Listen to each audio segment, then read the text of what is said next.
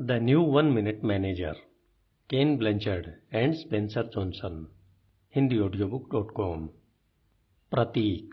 New 1 minute manager का प्रतीक हम में से हर एक को यह याद दिलाता है कि हम अपने दिन में से 1 मिनट का समय निकालकर उन लोगों की ओर देखें जिनका हम नेतृत्व और प्रबंधन करते हैं, और यह एहसास करें कि वे हमारी सबसे महत्वपूर्ण पूंजी हैं। लेखकों का संदेश। मूल 1 मिनट मैनेजर के प्रकाशन के बाद से संसार बदल चुका है। आज हमेशा बदलती प्रौद्योगिकी और वैश्वीकरण से तालमेल बैठाने के लिए कंपनियों को कम संसाधनों के साथ ज्यादा तेजी से प्रक्रिया करनी होती है। इस बदलते संसार में नेतृत्व करने, प्रबंधन करने और सफलता पाने में आपकी मदद के लिए हमें द न्यू 1 मिनट मैनेजर पेश करते हुए खुशी हो रही है। इस पुस्तक में भी इस बेहद लोकप्रिय कहानी के अंतर्निहित सिद्धांत वही है जिन्होंने संसार भर के करोड़ों लोगों की मदद की है, इसलिए इस कहानी का काफी हिस्सा एक जैसा है। लेकिन जिस तरह संसार बदला है उसी तरह 1 मिनट मैनेजर भी बदल गए हैं। अब उनके पास नेतृत्व करने और लोगों को प्रोत्साहित करने की एक नई और ज्यादा महत्वपूर्ण नीति है। पहली बार जब उन्होंने अपने 3 रहस्य सिखाए थे तब अर्श से फर्श तक होने वाला नेतृत्व प्रचलित और लोकप्रिय था। आजकल प्रभावी नेतृत्व का मतलब सहयोगपूर्ण संबंध हो गया है। आप द न्यू 1 मिनट मैनेजर में इसकी झलक देखेंगे। आज लोग अपनी नौकरी और जिंदगी में ज्यादा संतुष्टि की तलाश कर रहे हैं। वे जुड़ाव महसूस करना चाहते हैं और सार्थक योगदान देना चाहते हैं। वे अब व्यक्तिगत जरूरतें पूरी करने के लिए नौकरी में सिर्फ अपना समय नहीं बेचना चाहते हैं, वे इससे ज्यादा चाहते हैं। न्यू 1 मिनट मैनेजर इस बात को समझते हैं और कर्मचारियों के साथ इसी अनुसार व्यवहार करते हैं। वे अच्छी तरह जानते हैं कि कर्मचारी ही किसी संगठन की सफलता में सबसे महत्वपूर्ण योगदान देते हैं। उन्हें इस बात का एहसास है कि प्रतिभावान कर्मचारियों को कंपनी में आकर्षित करना और बनाए रखना एक शीर्ष प्राथमिकता है। कुंजी इस नई नीति के इस्तेमाल में है।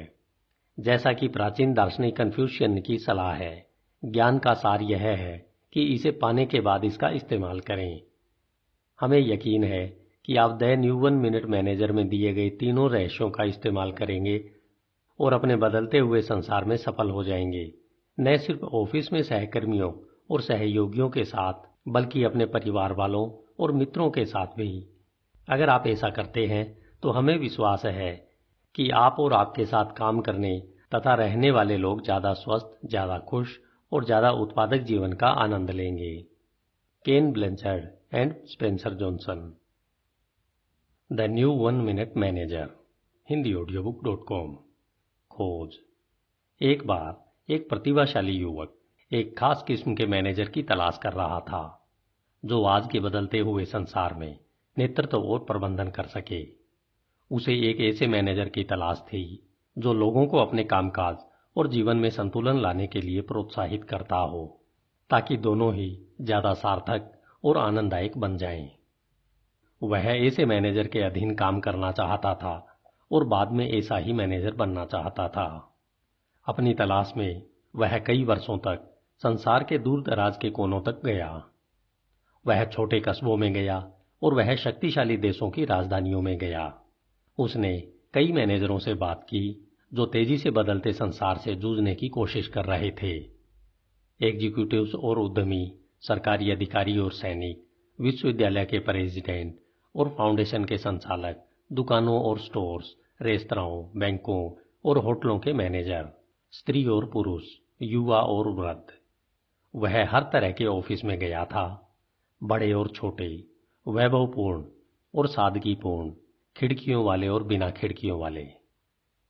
अब उसे यह विहंगम दृश्य दिखना शुरू हुआ कि लोग कर्मचारियों का प्रबंधन कैसे करते हैं, लेकिन उसे जो दिखा उससे वह विशेष खुश नहीं हुआ।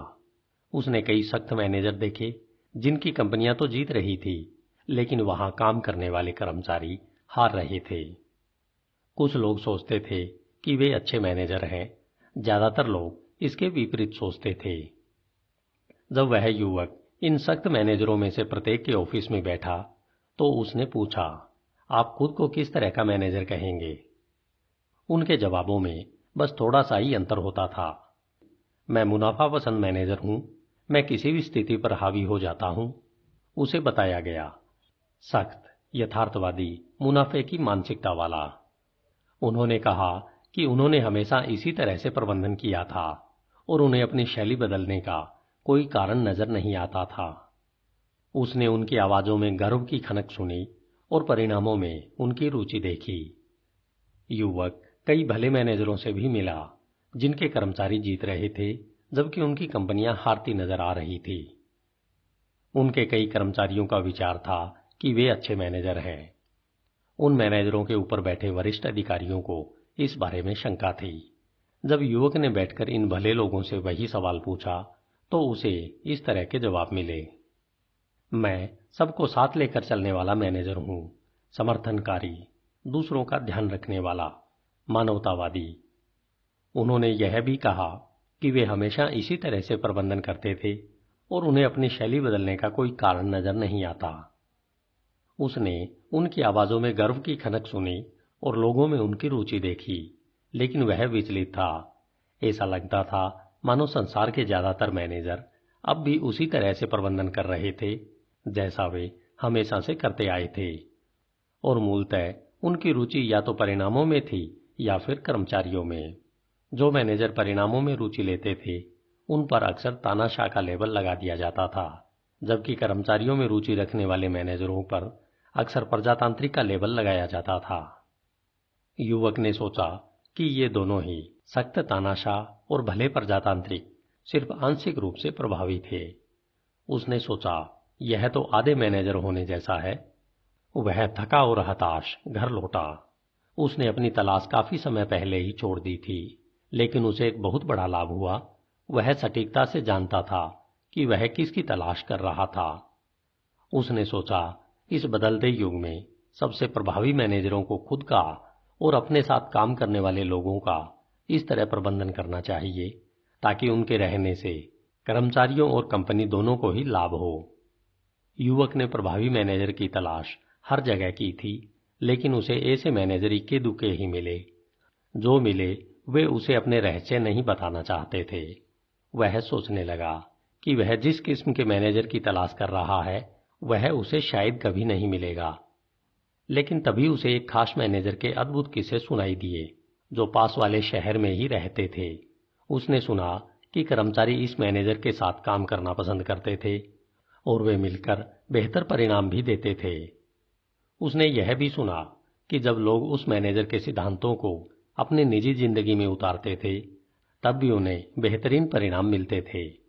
जिज्ञासावश उसने इस खास मैनेजर की सहायक को फोन किया ताकि अपॉइंटमेंट के बारे में मालूम कर सके। उसे हैरानी हुई जब सहायक ने तुरंत मैनेजर से बात करा दी।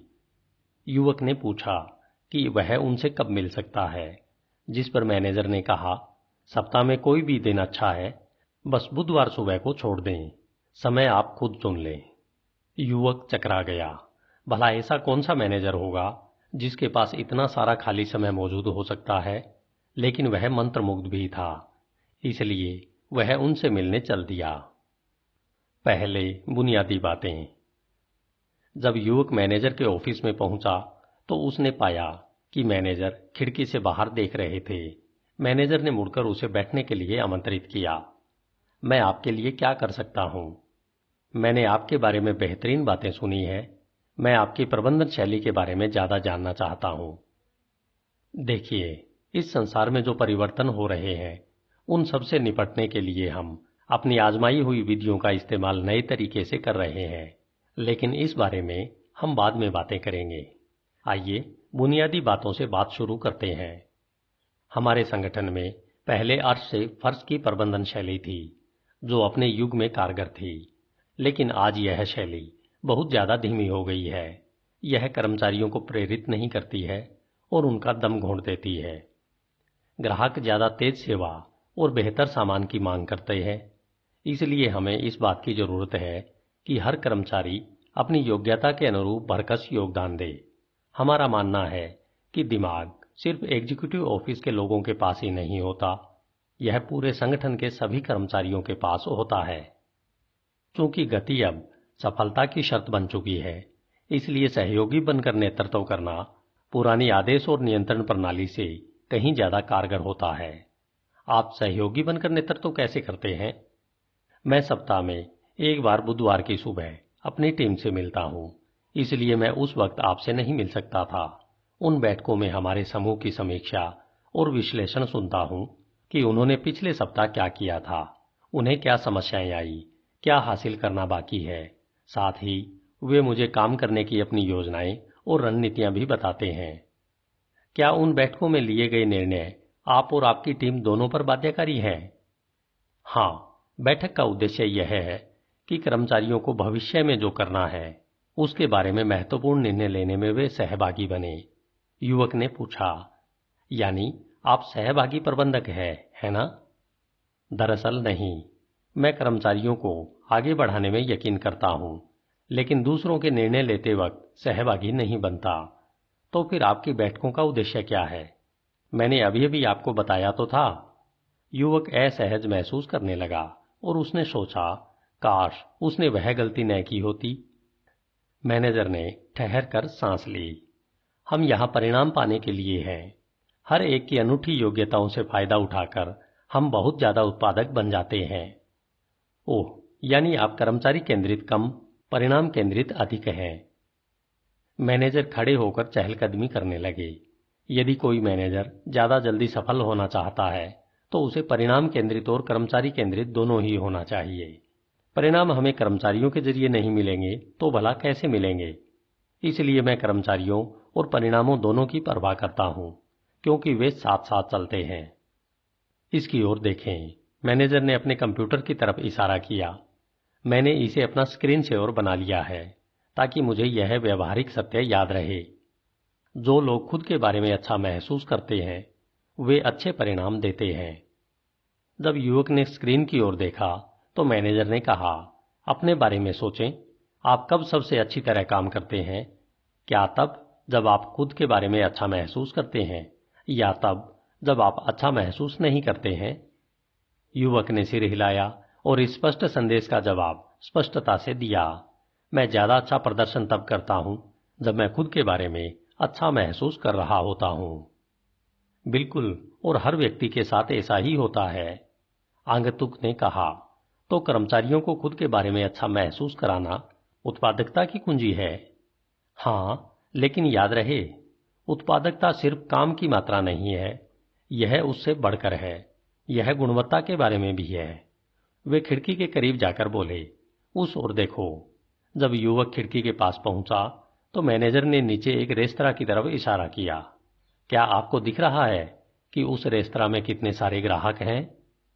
युवक ने देखा कि लोग उस रेस्तरां के दरवाजे के बाहर लाइन लगाकर खड़े थे। उसने कहा, रेस्तरां के लिए जगह अच्छी होनी चाहिए। मैनेजर ने कहा, अगर यही बात है तो फिर 2 दुकान छोड़कर चल रहे रेस्तरां के सामने लोगों की लाइन क्यों नहीं है? लोग पहले रेस्तरां में क्यों खाना चाहते हैं और दूसरे में क्यों नहीं चाहते? युवक ने जवाब दिया, शायद वहां भोजन और सेवा का स्तर ज्यादा अच्छा होगा। हाँ, यह बहुत आसान है।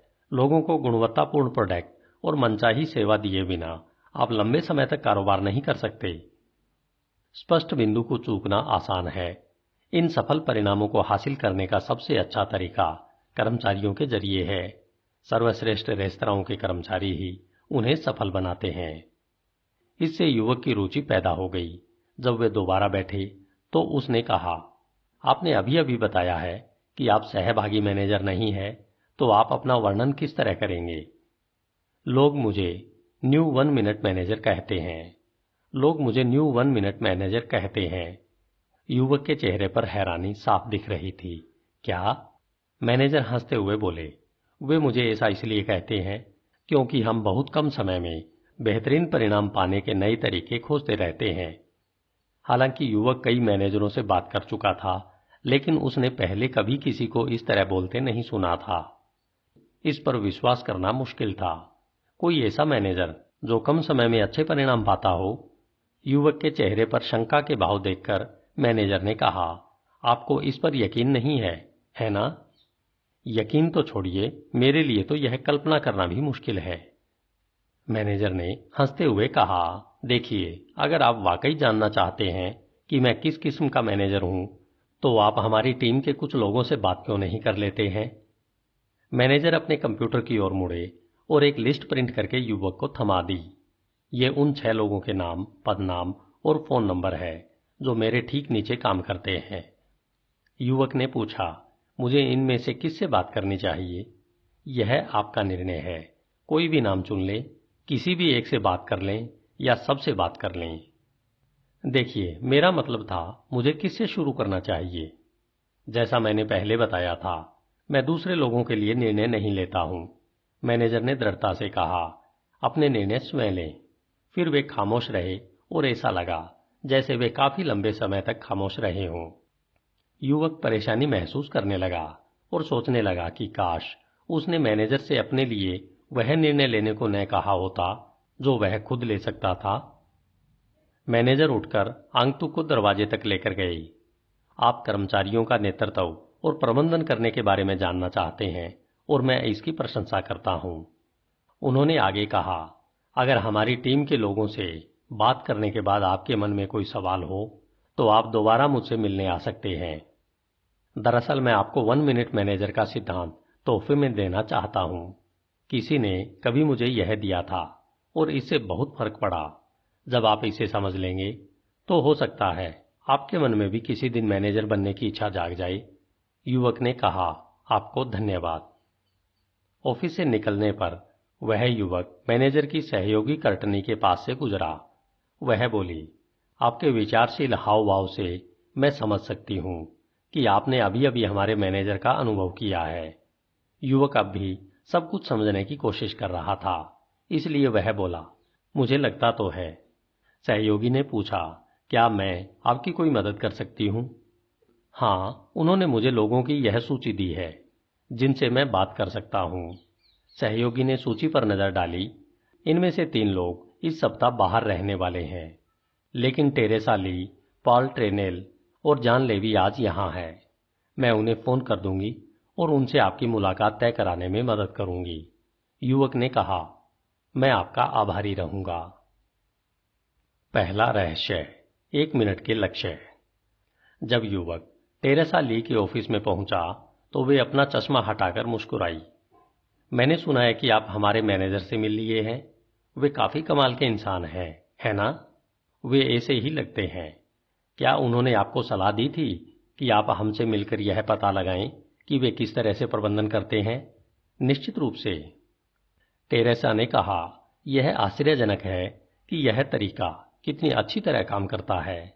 मैं अब भी इस बात पर हैरान हूं कि उन्हें मेरे साथ कितना कम समय बिताना पड़ता है, क्योंकि अब मैं सीख चुकी हूं कि अपना काम कैसे करना है।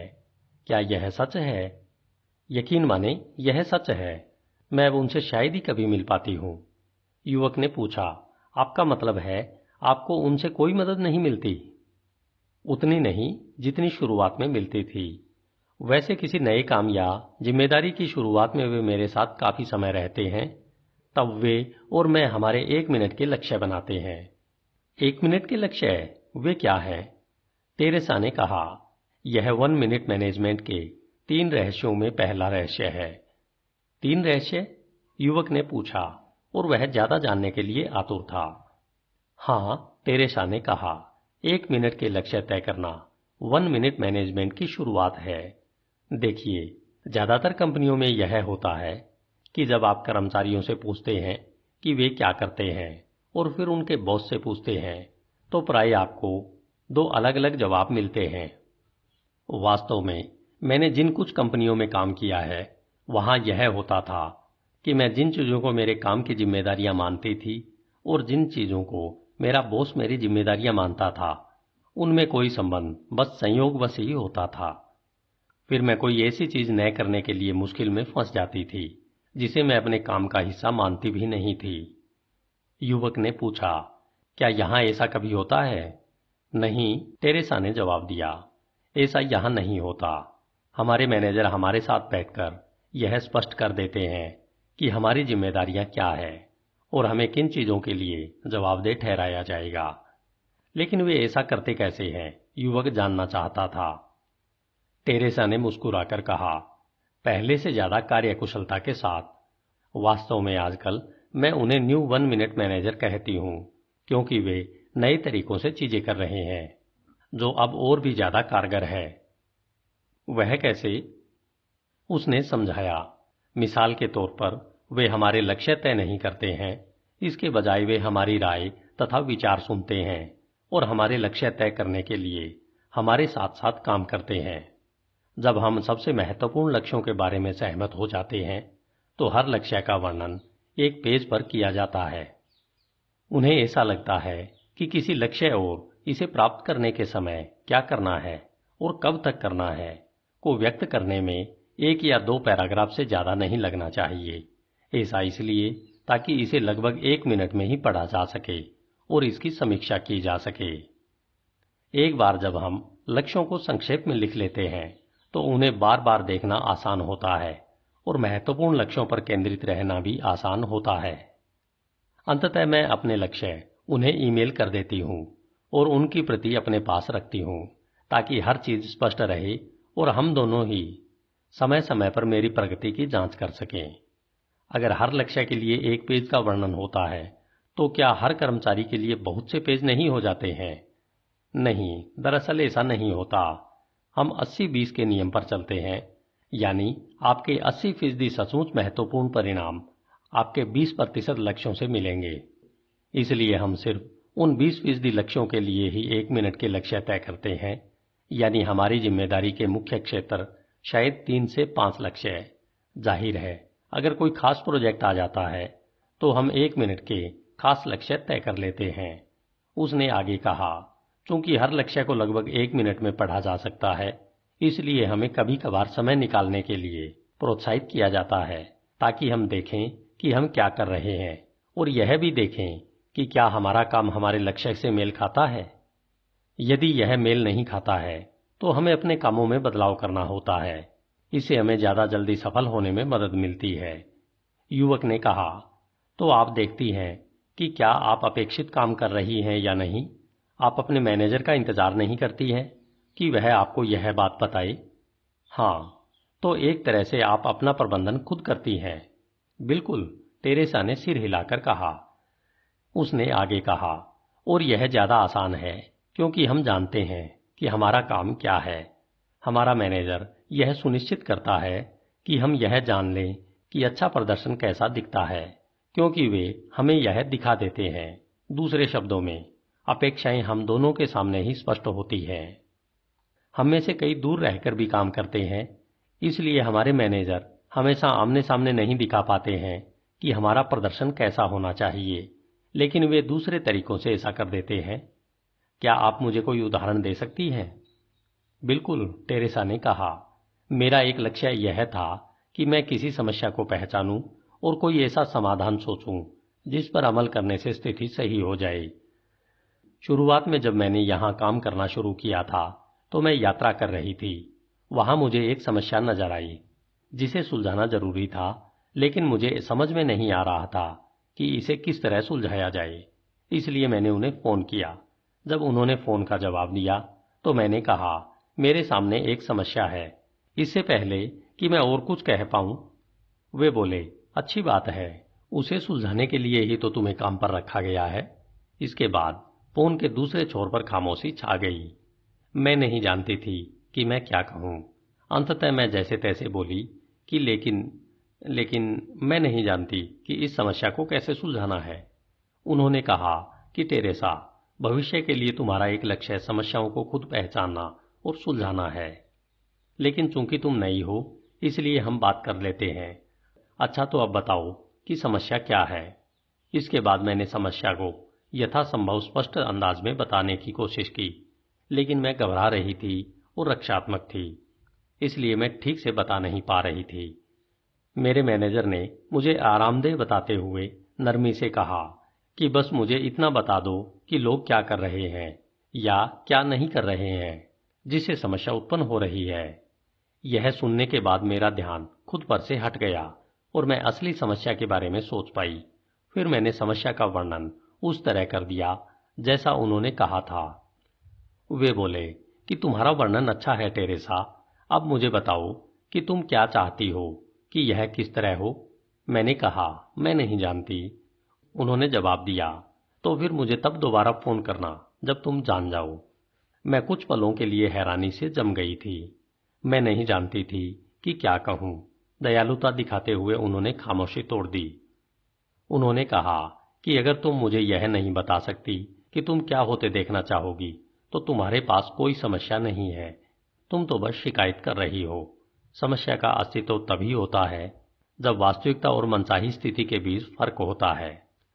मैं जल्दी सीखने में माहिर थी और अचानक मुझे यह एहसास हो गया कि मैं जानती थी कि मैं क्या होते देखना चाहती थी। जब मैंने उन्हें यह बता दिया तो उन्होंने मुझसे पूछा कि वास्तविक और मनचाही स्थिति के बीच असंगति किस कारण हो सकती है। मैंने बता दिया। फिर वे बोले कि अब तुम इस बारे में क्या करने जा रही हो। मैंने कहा कि देखिए, मैं एक काम कर सकती हूँ। उन्होंने पूछा कि अगर तुम एक काम करती हो तो क्या तुम्हारी मनचाही चीज सचमुच हो जाएगी। मैंने कहा कि नहीं। उन्होंने कहा कि तो फिर यह समाधान घटिया है। तुम और क्या कर सकती हो। मैं बोली, मैं बी काम कर सकती हूँ। उन्होंने एक बार फिर कहा कि लेकिन अगर तुम बी काम करती हो तो तुम जो होते देखना चाहती हो क्या वह सचमुच हो जाएगा। मुझे एहसास हुआ कि नहीं। उन्होंने कहा, तब तो यह भी खराब समाधान है। तुम और क्या कर सकती हो। मैंने इस बारे में 2 मिनट सोचा और बोली कि मैं सी काम कर सकती हूँ, लेकिन अगर मैं सी काम करती हूँ तब भी वह नहीं होगा जो मैं चाहती हूँ, इसलिए यह भी समाधान नहीं है ना। उन्होंने मजाक किया कि सही है, अब तुम समझने लगी हो। क्या कोई और चीज है जो तुम कर सकती हो। राहत महसूस करते हुए मैं हंसी और बोली कि शायद मैं इनमें से कुछ समाधानों को मिला सकती हूँ। वे बोले कि यह कोशिश करने लायक लगता है। मैंने कहा कि देखिए, दरअसल अगर मैं इस सप्ताह ए काम करूं, अगले सप्ताह बी काम करूं और 2 सप्ताह बाद सी काम करूं तो समस्या सुलझ जाएगी। यह जबरदस्त समाधान है। आपको बहुत बहुत धन्यवाद। आपने मेरी समस्या सुलझा दी। उन्होंने जोर दिया है कि मैंने समस्या नहीं सुलझाई है, तुमने खुद सुलझाई है। मैंने तो तुमसे बस ऐसे सवाल पूछे थे जो भविष्य में तुम खुद से पूछ सकती हो। जाहिर है, मैं जानती थी कि उन्होंने क्या किया था। उन्होंने मुझे दिखा दिया था कि समस्या को कैसे सुलझाना है, ताकि मैं आगे से इसे अपने दम पर कर सकूं। युवक ने पूछा, जब आपने कहा था कि वे अच्छे प्रदर्शन को देखने में आपकी मदद करते हैं, तो क्या आपका यही मतलब था। हाँ, मेरे मैनेजर मुझे दिखाते हैं कि इसे कैसे करना है, ताकि मैं इसे समझ सकूं और आगे इसे खुद कर सकूं। फिर फोन कॉल के अंत में वे बोले कि तुम योग्य हो टेरेसा। अगली बार जब तुम्हारे सामने कोई समस्या आए तो यह बात याद रखना। टेरेसा अपनी कुर्सी पर टिककर बैठ गई और उसे देखकर लग रहा था जैसे वह मैनेजर के साथ अपनी पहली मुलाकात को याद कर रही हो। मुझे याद है, बाद में मैं मुस्कुराई थी।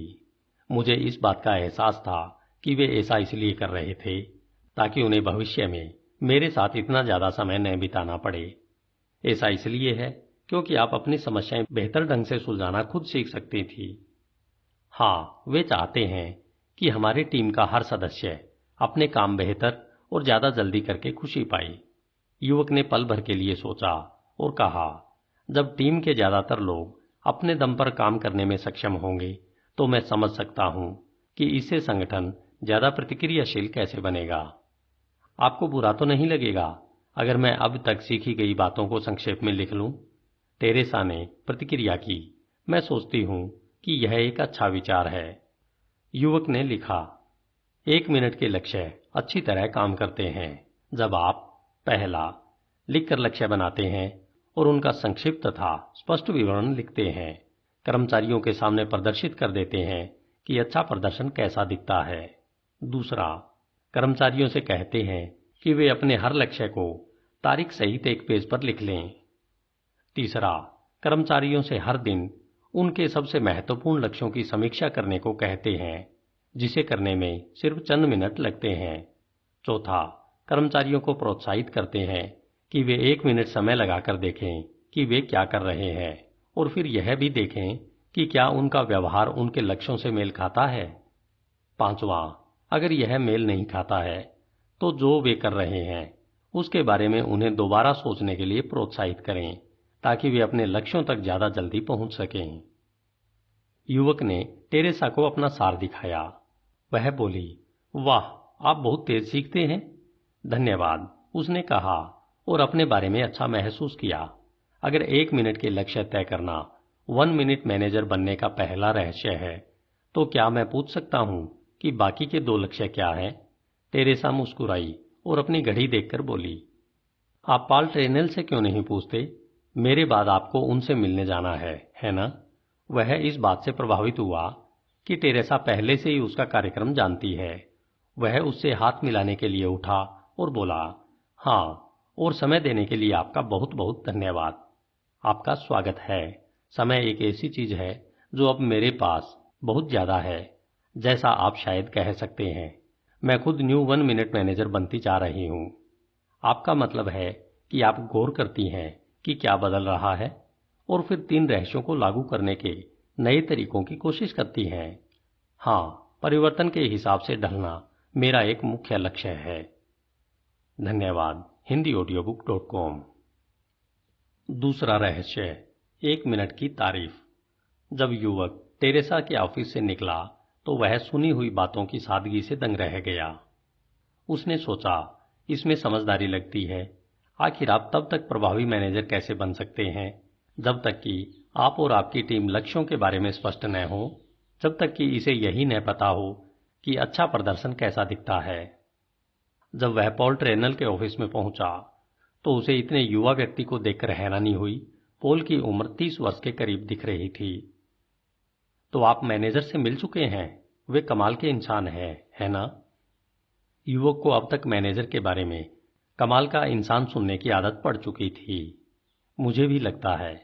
क्या उन्होंने आपको बताया कि वे कैसे प्रबंधन करते हैं? उन्होंने बताया था। क्या यह सच है?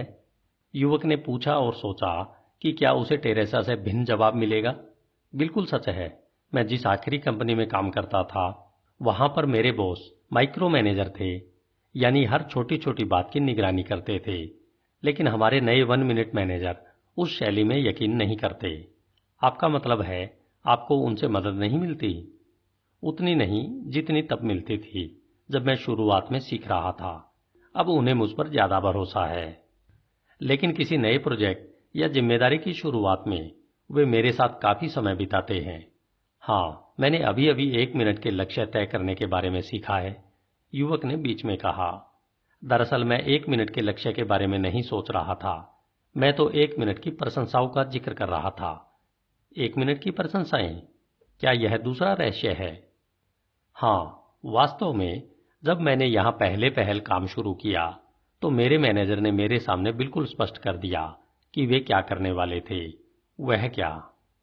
उन्होंने कहा कि मेरे लिए अच्छा प्रदर्शन करना काफी आसान होगा अगर वे मुझे इस बारे में बिल्कुल स्पष्ट फीडबैक दें कि मैं कैसा काम कर रहा था।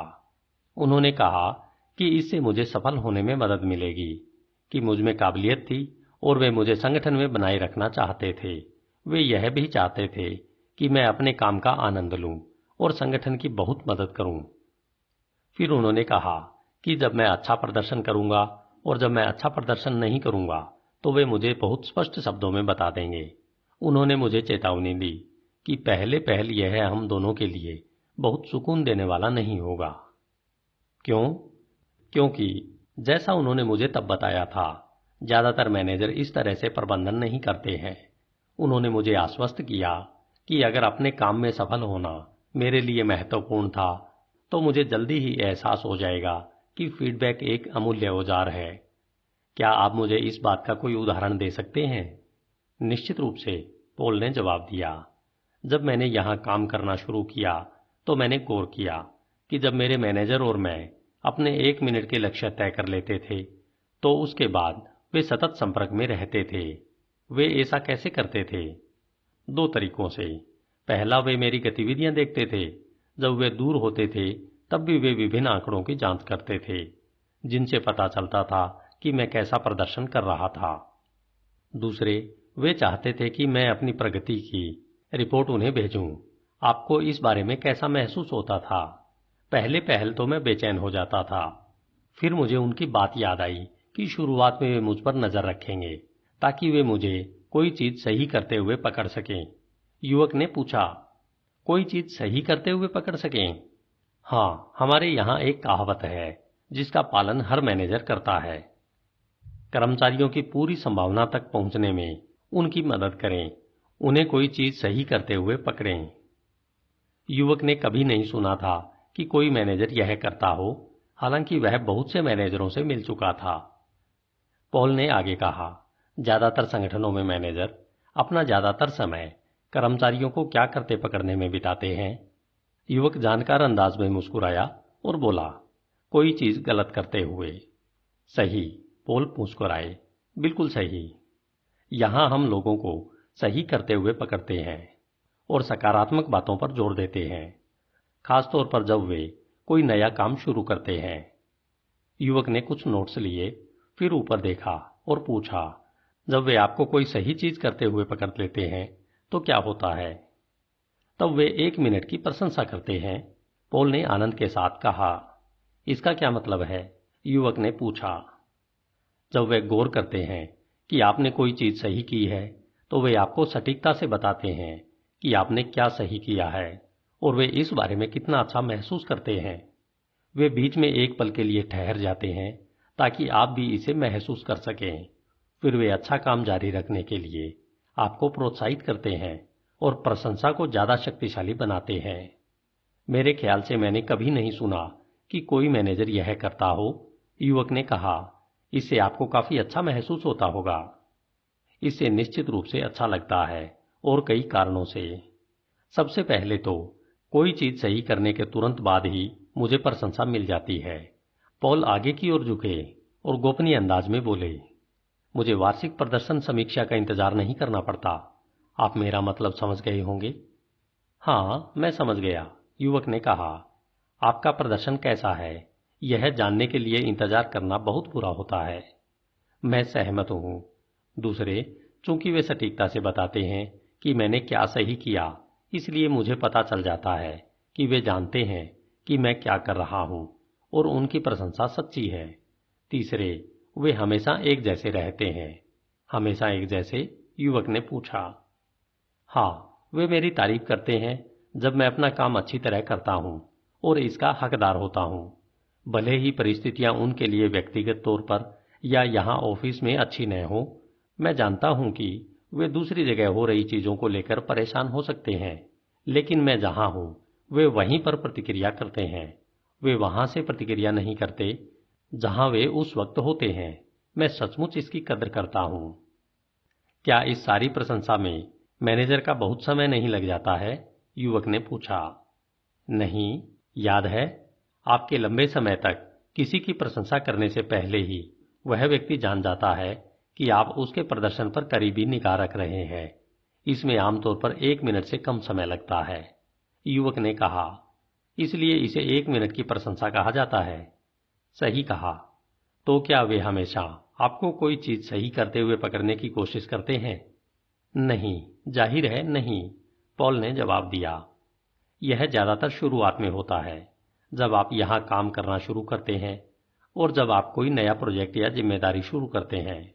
जब आप काम सीख जाते हैं तो आपको समझ में आ जाता है कि उनको आप पर भरोसा है, क्योंकि बाद में आप उन्हें बहुत बार नहीं देखते हैं। सचमुच इतने करीब रहने के बाद तो यह निराशाजनक होगा, नहीं क्या? दरअसल नहीं, क्योंकि आपके और उनके पास यह जानने के दूसरे तरीके होते हैं कि आपका काम प्रशंसनीय है। आप दोनों ही सामने मौजूद आंकड़ों की समीक्षा कर सकते हैं, बिक्री के आंकड़े, व्यय, उत्पादन सारणी आदि।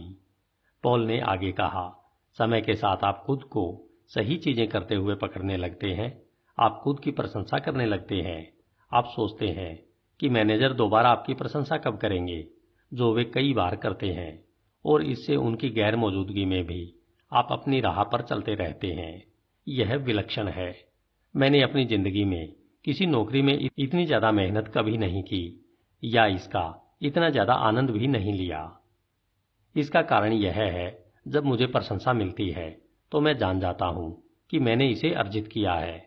मैंने देखा है कि इससे आत्मविश्वास बढ़ जाता है, जो बहुत महत्वपूर्ण साबित होता है। आपको ऐसा क्यों लगता है कि यह बहुत महत्वपूर्ण है? क्योंकि जो आत्मविश्वास अर्जित किया जाता है उससे आपको होने वाले तमाम परिवर्तनों से निपटने में मदद मिलती है।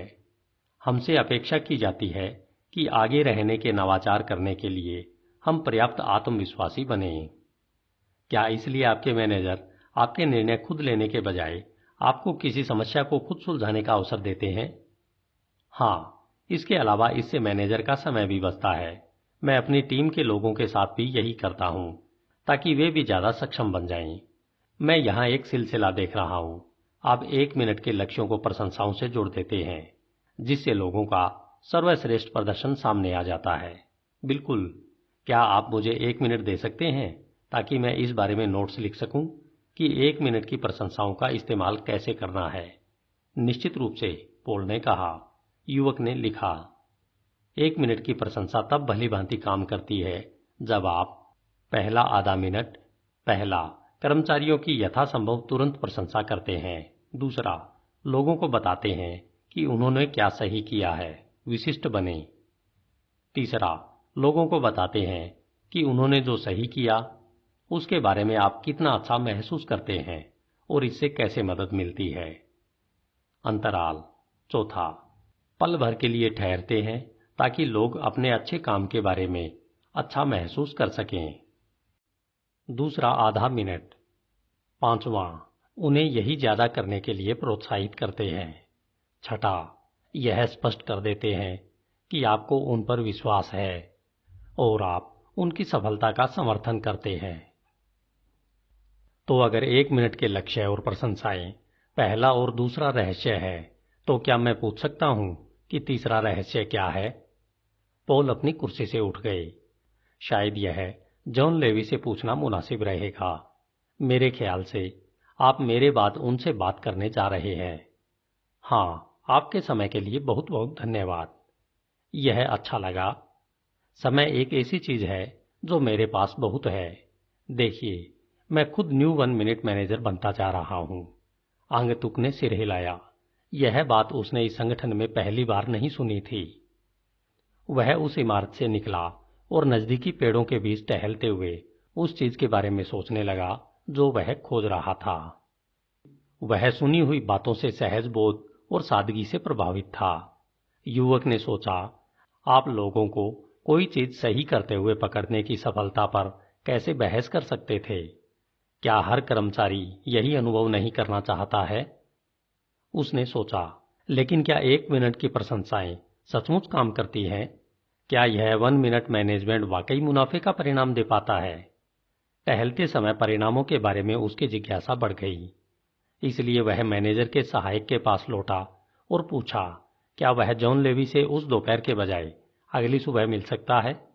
उसने बताया कि जॉन से बात करने से पहले वह किसी ऐसे व्यक्ति से बात करना चाहता है जो कंपनी के सारे विभागों के बारे में जानकारी दे सकता हो।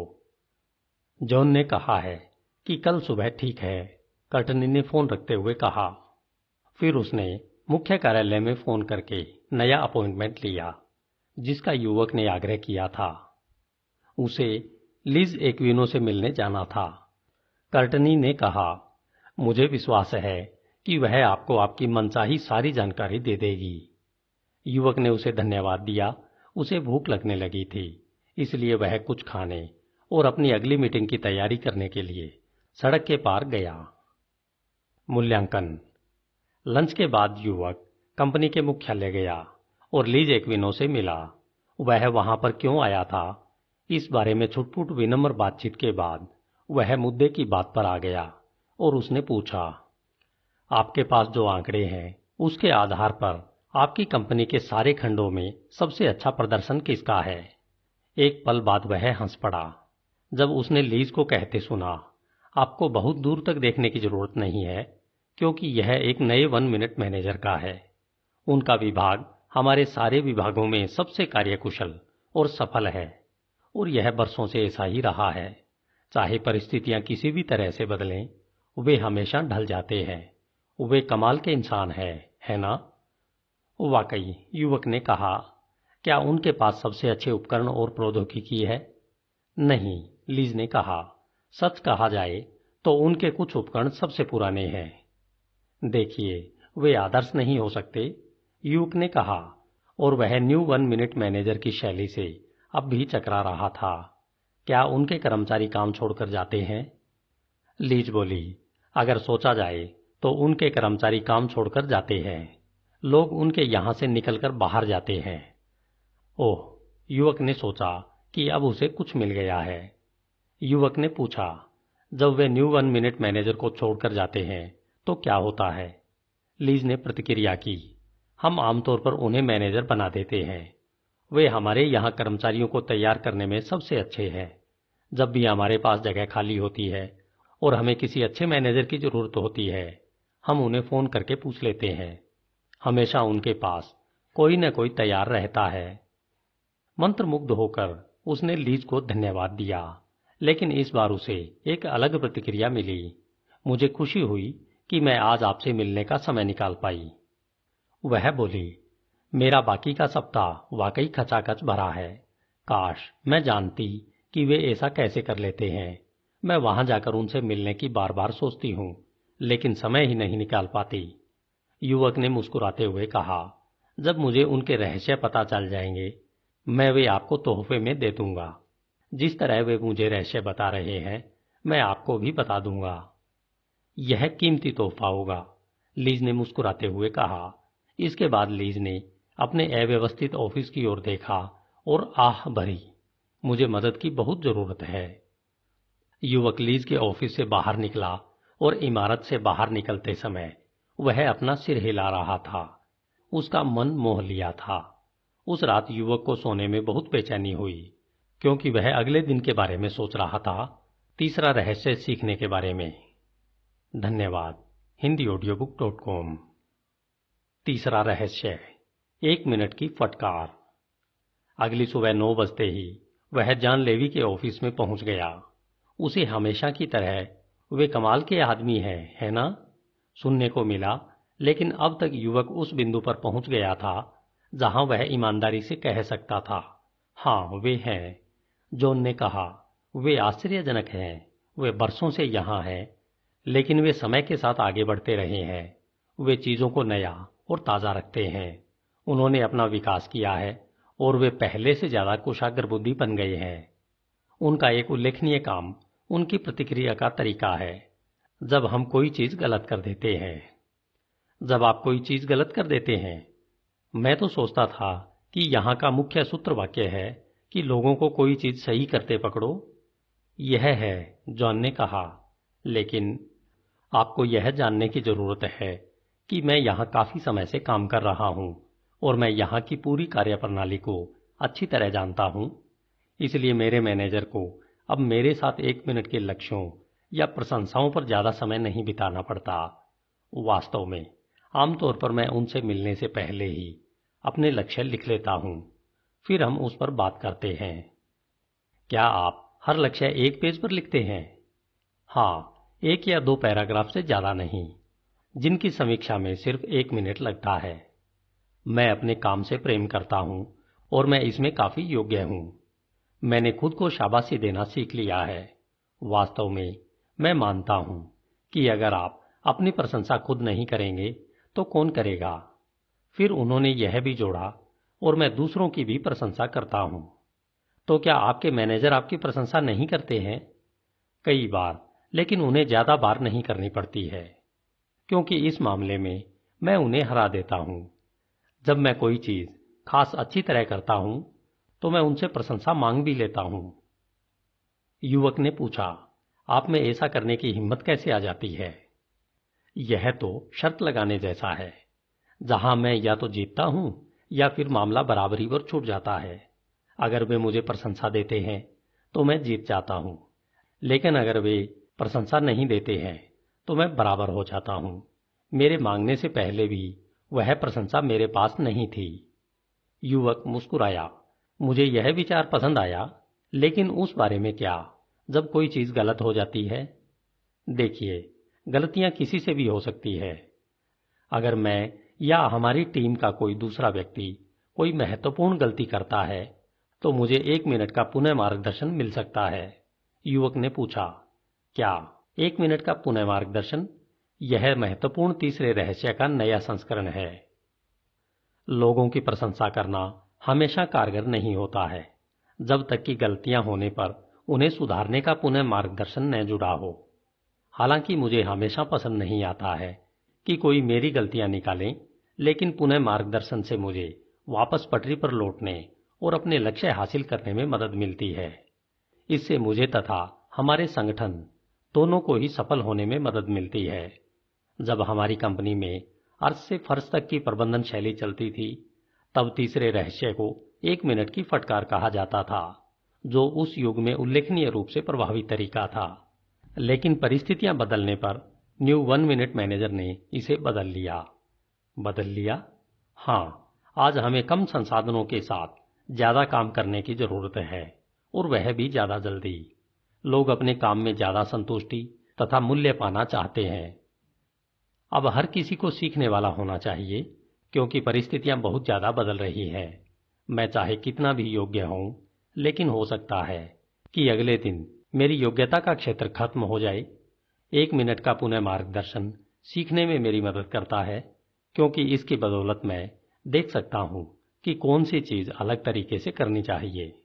आगंतुक ने पूछा, यह कैसे काम करता है? यह सरल है, जॉन ने कहा। मुझे पता था आप यही कहेंगे। जॉन हंसा और बोला, अगर मैं कोई गलती कर देता हूं तो मेरे मैनेजर तेजी से प्रतिक्रिया करते हैं। वे ऐसा कैसे करते हैं? सबसे पहले तो वे यह सुनिश्चित करते हैं कि हमने जो लक्ष्य तय किया था वह स्पष्ट था। अगर ऐसा नहीं था तो वे उसकी जिम्मेदारी लेते हैं और लक्ष्य को स्पष्ट करते हैं। फिर वे मेरे सामने 1 मिनट के पुनः मार्गदर्शन को 2 हिस्सों में बताते हैं। पहले आधे हिस्से में वे मेरी गलती पर ध्यान केंद्रित करते हैं। दूसरे आधे हिस्से में वे मुझ पर ध्यान केंद्रित करते हैं। वे यह सब कब करते हैं? जैसे ही उन्हें गलती का पता चलता है, वे मुझसे तथ्यों की पुष्टि करते हैं, और जो भी गलत हुआ है हम उसकी समीक्षा करते हैं। वे बहुत विशिष्ट होते हैं। फिर वे मुझे बताते हैं कि वे गलती के बारे में कैसा महसूस करते हैं और इसका हमारे परिणामों पर क्या संभावित प्रभाव हो सकता है। कई बार तो बहुत स्पष्ट शब्दावली में।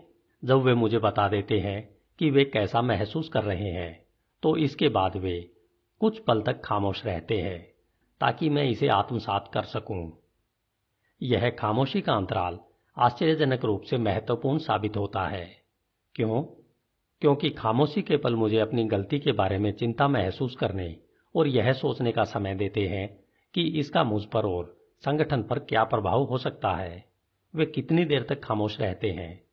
केवल कुछ सेकंड, लेकिन जब यह आपके साथ होता है तो ज्यादा लंबा लगता है।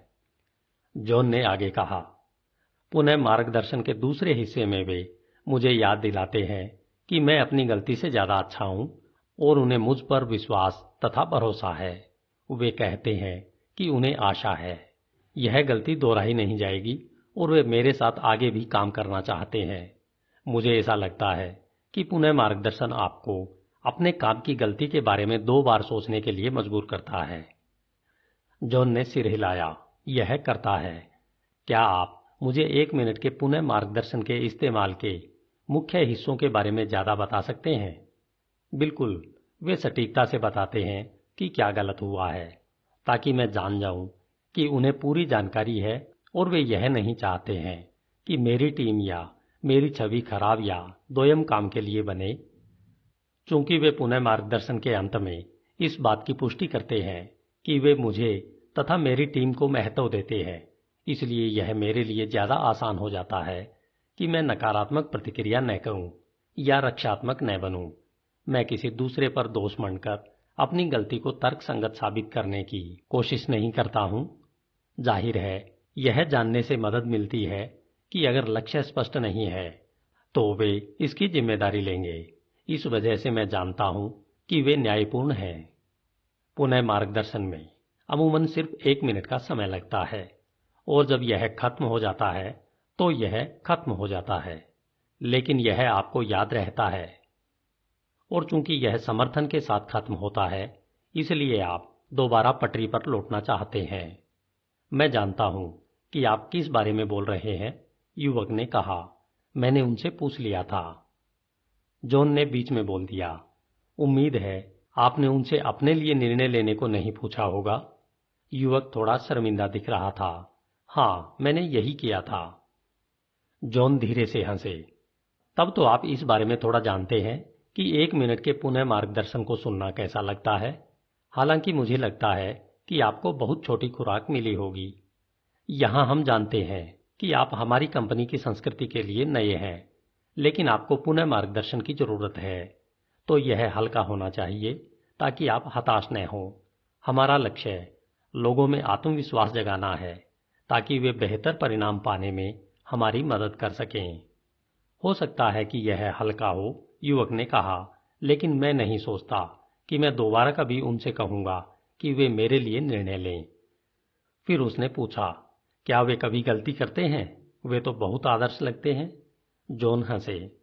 जाहिर है वे गलतियां करते हैं, वे भी इंसान हैं, लेकिन वे इसे सबसे पहले स्वीकार करते हैं। वास्तव में उन्होंने कह रखा है कि अगर हमें कभी लगे कि वे किसी चीज के बारे में गलत हैं, तो हम उन्हें खुलकर बता दें। यह अक्सर नहीं होता है, लेकिन वे कहते हैं कि इससे उन्हें उस गलती को रोकने में मदद मिलती है जो वे भविष्य में कर सकते हैं। यह कई कारणों में से एक है जिनकी बदौलत हमें उनके साथ काम करना पसंद है। कई बार वे रूखे हो जाते हैं, लेकिन उनका हास्यबोध अच्छा है और इससे मदद मिलती है। मिसाल के तौर पर, वे मेरी गलती को पकड़ने में सचमुच अच्छे हैं, लेकिन कई बार वे मुझे पुनः मार्गदर्शन का दूसरा हिस्सा देना भूल जाते हैं। वह हिस्सा जहां वे व्यक्ति के रूप में आपके बारे में अच्छी बातें बोलते हैं। हाँ, जब वे भूल जाते हैं तो मैं उन्हें यह बता देता हूं और इस बारे में मजाक करता हूं। आप वाकई ऐसा करते हैं? देखिए, मैं पहले तो यह समझने में कुछ समय लगाता हूं कि मैंने क्या गलत किया और फिर सोचता हूं कि मुझे क्या बदलना चाहिए।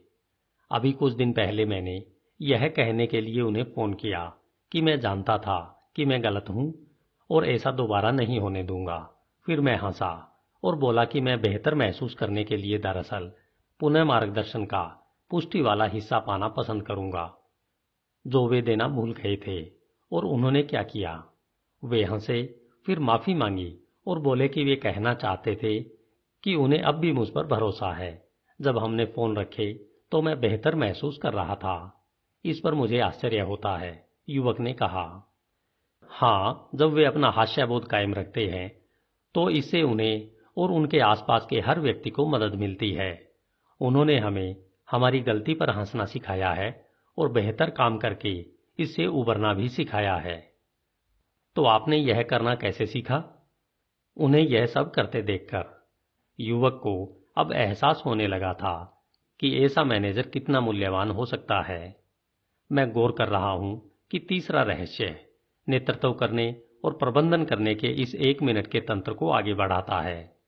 लक्ष्य यह स्पष्ट करते हैं कि किस पर ध्यान केंद्रित करना सबसे महत्वपूर्ण है। प्रशंसाएं विश्वास बढ़ाती हैं, जिससे आपको सफल होने में मदद मिलती है, और पुनः मार्गदर्शन गलतियों को दुरुस्त करते हैं। ये तीनों कर्मचारियों की मदद करते हैं कि वे अपने बारे में बेहतर महसूस करें और अच्छे परिणाम दें। लक्ष्यों, प्रशंसाओं और पुनः मार्गदर्शन के तालमेल का उपयोग करना इतनी अच्छी तरह क्यों काम करता है? मैं चाहता हूं कि आप यह बात हमारे न्यू 1 मिनट मैनेजर से ही समझें, जॉन ने कहा जब वे कुर्सी से उठे और युवक को दरवाजे तक छोड़ने गए। युवक ने उन्हें समय देने के लिए धन्यवाद दिया। जॉन मुस्कुराए। आप पहले से ही जानते हैं कि समय के विषय पर मेरी प्रतिक्रिया क्या होगी। वे दोनों हंसे। युवक अब ऐसा महसूस कर रहा था मानो वह आगंतुक के बजाय अंदर का आदमी बन गया है, और यह अच्छा महसूस हो रहा था। जैसे ही वह हॉल में पहुंचा, युवक को एहसास हुआ कि जॉन ने कितने कम समय में उसे कितनी सारी जानकारी दे दी थी। उसने खुद को याद दिलाने के लिए नोट्स बनाए कि किसी कर्मचारी के गलती करने पर 1 मिनट के पुनः मार्गदर्शन का इस्तेमाल कैसे करना है। यदि लक्ष्य स्पष्ट है तो 1 मिनट का पुनः मार्गदर्शन भली भांति काम करता है। जब आप पहला आधा मिनट, नंबर 1, यथाशीघ्र लोगों का पुनः मार्गदर्शन करें। नंबर 2, पहले तथ्यों की पुष्टि करें और फिर मिलकर गलती की समीक्षा करें। विशिष्ट बने। नंबर 3, यह व्यक्त करें कि आप गलती के बारे में कैसा महसूस करते हैं और परिणामों पर इसका क्या प्रभाव होता है। अंतराल। नंबर 4, पल भर के लिए खामोश हो जाएं ताकि कर्मचारियों को अपनी गलती के बारे में चिंतित महसूस करने का समय मिल जाए। दूसरा आधा मिनट।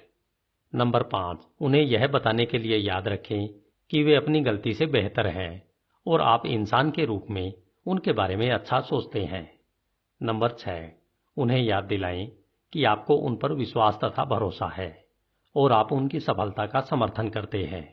नंबर 7, यह एहसास करें कि जब पुनः मार्गदर्शन खत्म हो जाता है तो यह खत्म हो जाता है। अगर युवक ने व्यक्तिगत रूप से इसके प्रभाव का अनुभव न किया होता तो उसे 1 मिनट के पुनः मार्गदर्शन की सफलता पर विश्वास नहीं होता। हालांकि वह जानता था कि उसे बस छोटी सी खुराक मिली थी, लेकिन उसे यह भी मालूम था कि वह इस अनुभव को दोहराना नहीं चाहता था। लेकिन गलतियां सबसे होती है और वह जानता था कि अगर वह कभी ऐसे मैनेजर के लिए काम करेगा और उससे कोई बड़ी गलती हो जाएगी तो उसे शायद ज्यादा तगड़ा पुनः मार्गदर्शन मिलेगा। लेकिन इससे उसे चिंता नहीं हुई। वह जानता था कि यह न्यायपूर्ण था। जब वह दोबारा मैनेजर के ऑफिस की तरफ गया तो वह 1 मिनट मैनेजमेंट की आश्चर्यजनक शक्ति के बारे में सोचता रहा और यह भी कि बदलते हुए संसार के लिए इसे कैसे बेहतर बनाया गया था। तीनों रहस्य समझदारी भरे लग रहे थे। उसने सोचा, लेकिन वे कारगर क्यों हैं? न्यू 1 मिनट मैनेजर अब भी कंपनी में सबसे उत्पादक और प्रशंसनीय मैनेजर क्यों है? न्यू 1 मिनट मैनेजर समझाते हैं। जब वह मैनेजर के ऑफिस पहुंचा तो कर्टनी ने कहा, वे सोच रहे थे कि आप उनसे मिलने दोबारा कब आएंगे। जब युवक ऑफिस में दाखिल हुआ तो उसने एक बार फिर गौर किया कि यह कितना साफ सुथरा और व्यवस्थित था। मैनेजर ने गर्मजोशी भरी मुस्कान से उसका अभिवादन किया। अपनी यात्राओं में आपको क्या मिला? काफी कुछ। मुझे बताएं कि आपको क्या मिला। मुझे पता चला कि आपको न्यू 1 मिनट मैनेजर क्यों कहा जाता है। ऐसा इसलिए है क्योंकि आप अपने 3 लक्ष्यों को नए सांचे में ढालते रहते हैं।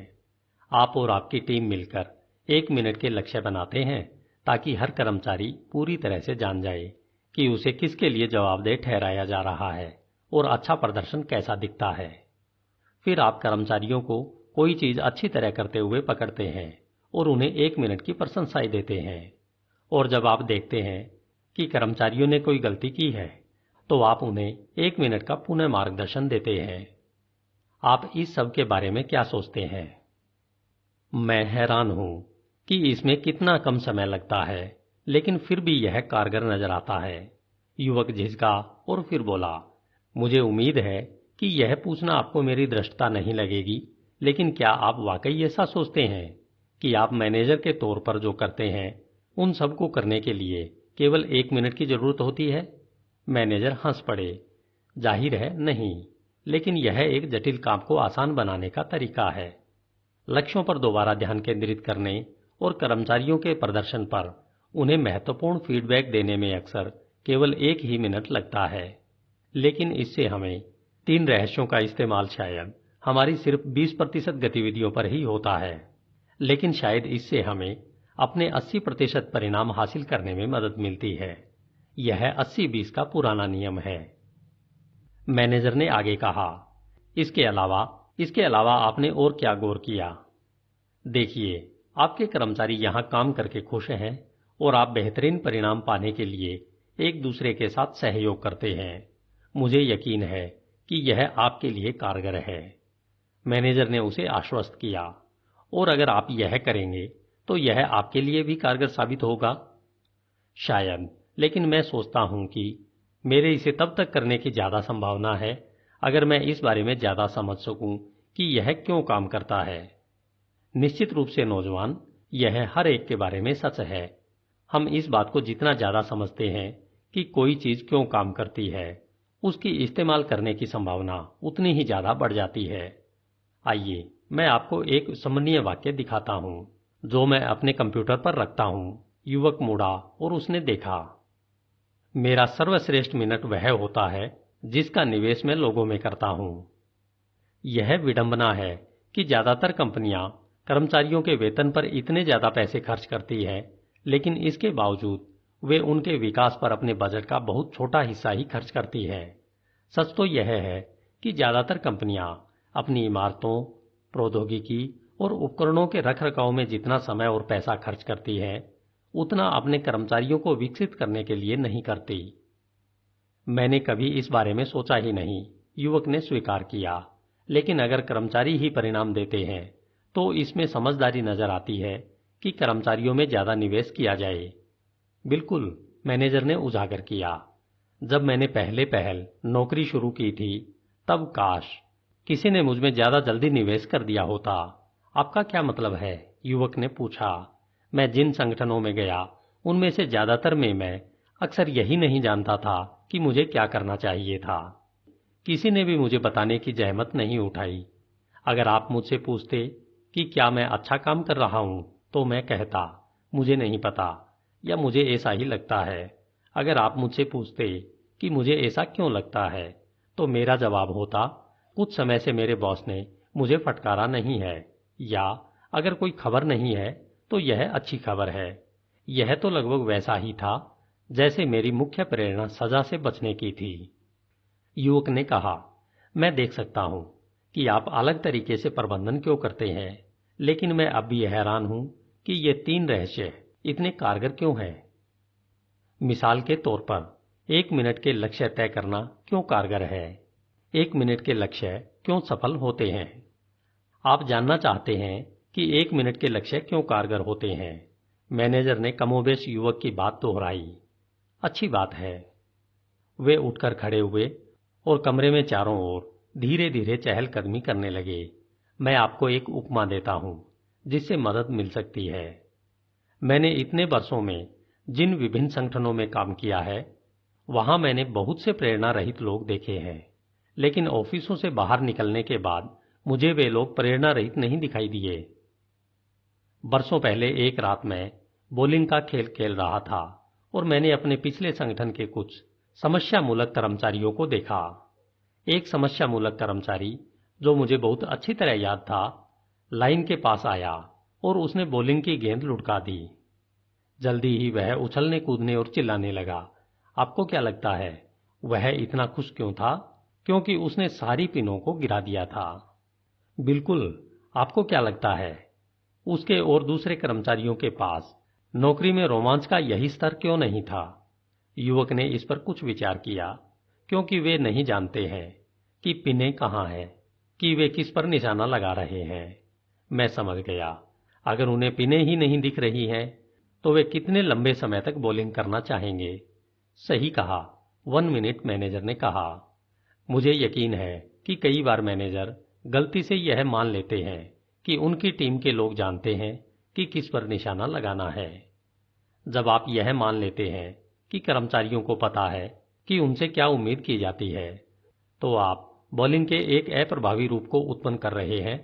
आप पिनों को ऊपर रख देते हैं, लेकिन जब बॉलर गेंद लुढ़काने जाता है तो उन्हें पिनों के आगे रखा तख्ता दिखाई देता है। जब वह गेंद लुढ़काता है और गेंद तख्ते के नीचे से अंदर जाती है तो उसे कड़ाक की आवाज तो सुनाई देती है, लेकिन उसे यह पता नहीं होता कि उसने कितने पिनें गिराई है। जब आप उससे पूछते हैं कि उसका प्रदर्शन कैसा था, तो वह कहता है मुझे नहीं पता, लेकिन यह अच्छा महसूस हुआ। यह रात के अंधेरे में गोल्फ खेलने जैसा है।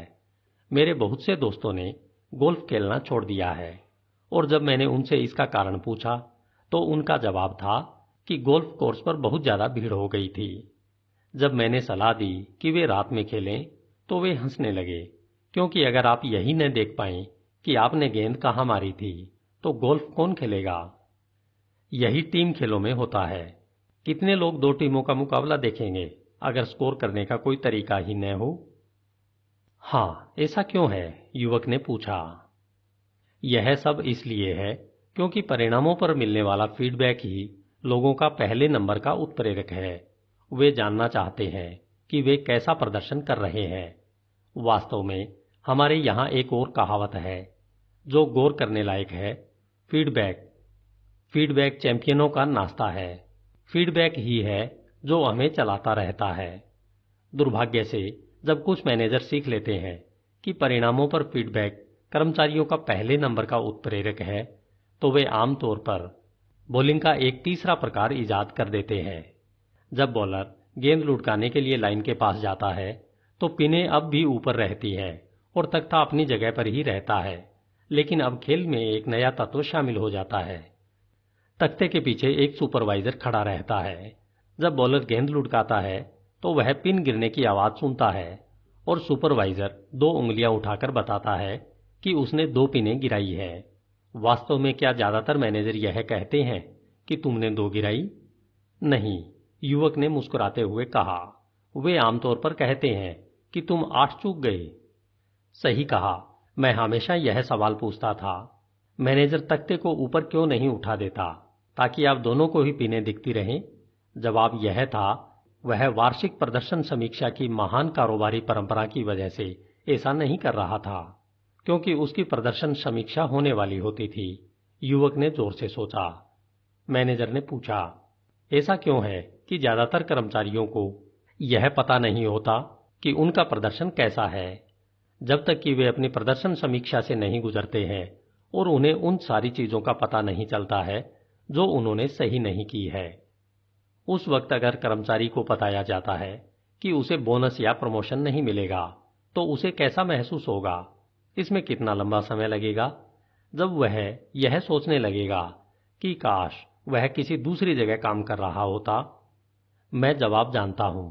1 मिनट, युवक ने मजाक किया। मैनेजर हंसने लगे।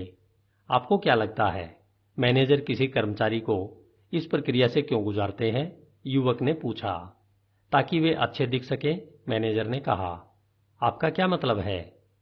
अगर आप अपने हर अधीनस्थ का मूल्यांकन अपने प्रदर्शन समीक्षा पैमाने के सर्वोच्च स्तर पर कर दें तो आप क्या सोचते हैं आपका बॉस आपको कैसा मानेगा?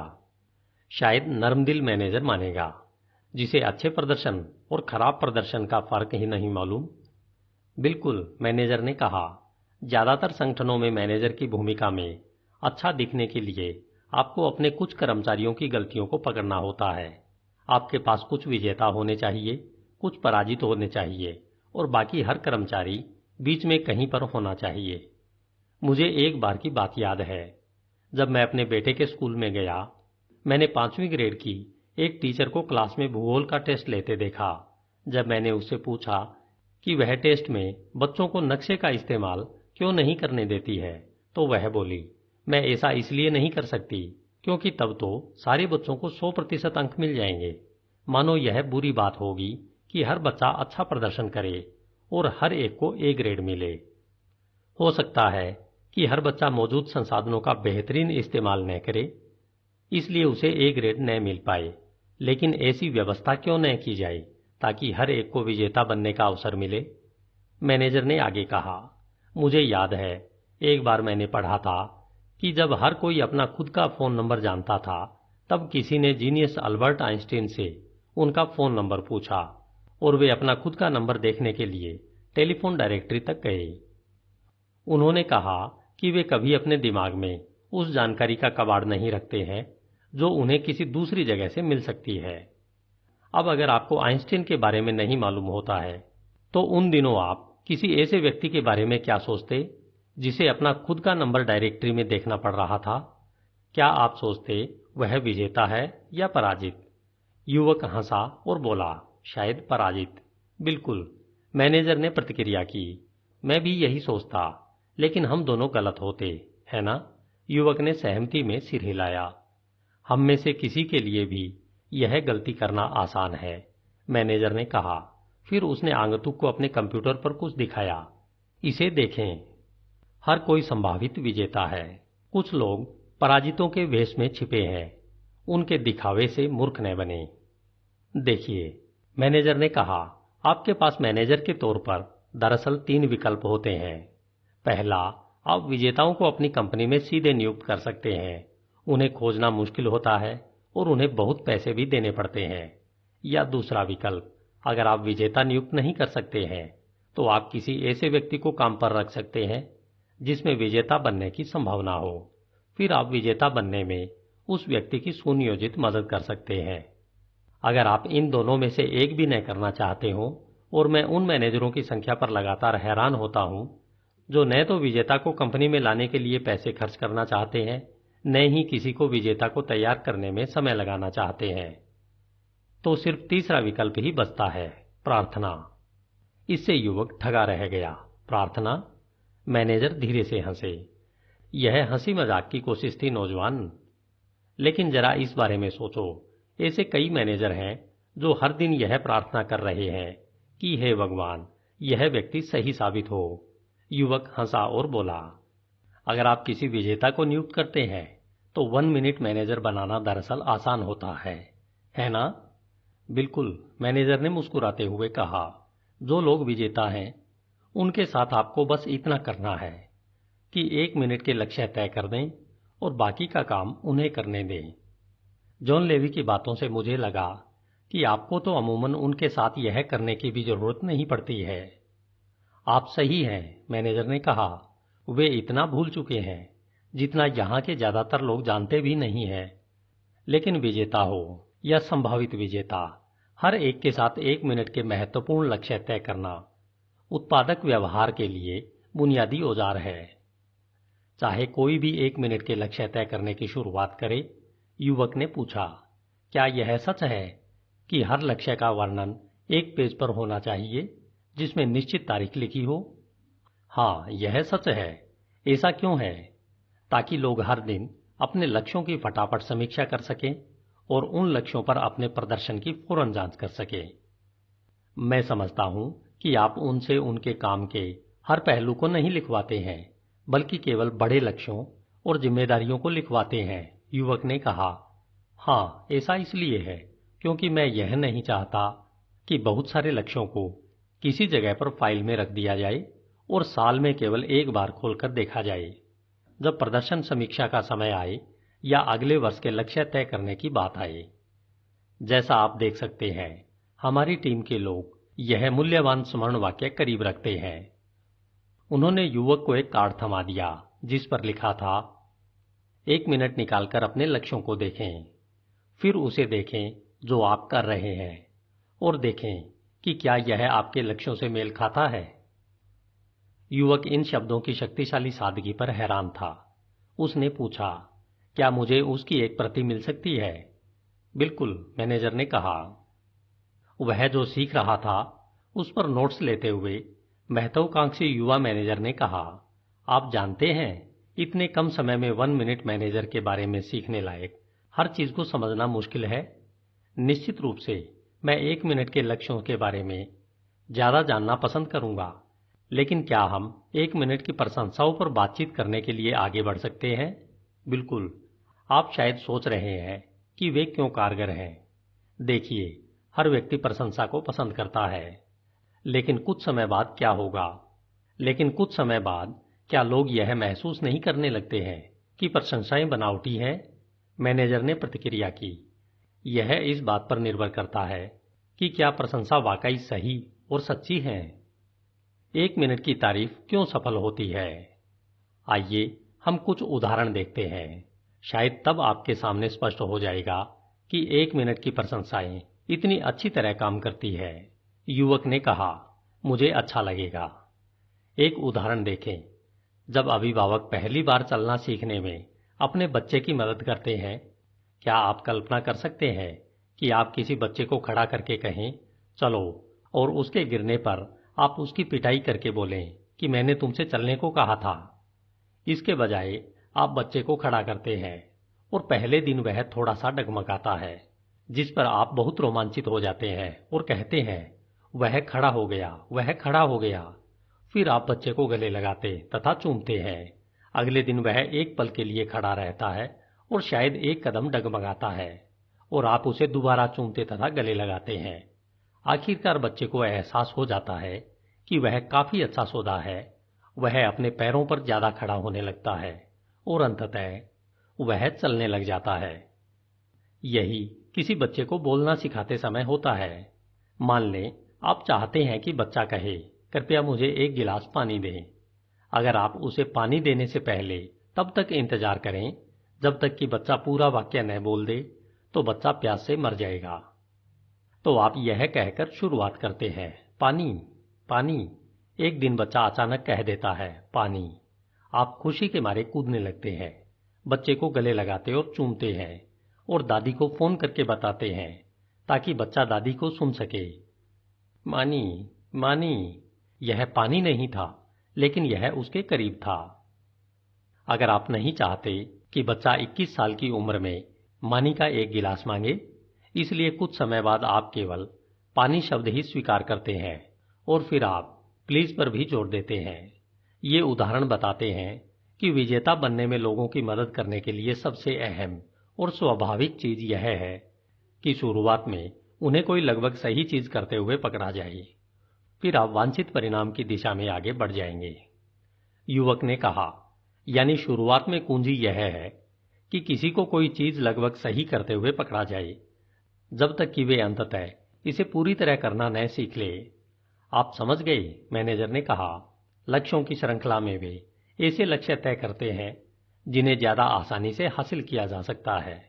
नौकरी में और जिंदगी में भी आपको किसी विजेता को चीजें सही करते हुए पकड़ने की जरूरत ज्यादा बार नहीं पड़ती है, क्योंकि अच्छा प्रदर्शन करने वाले लोग चीजों को सही करते हुए खुद को पकड़ लेते हैं, लेकिन जो लोग सीख रहे हैं उन्हें दूसरों की प्रशंसा और प्रोत्साहन से लाभ होता है।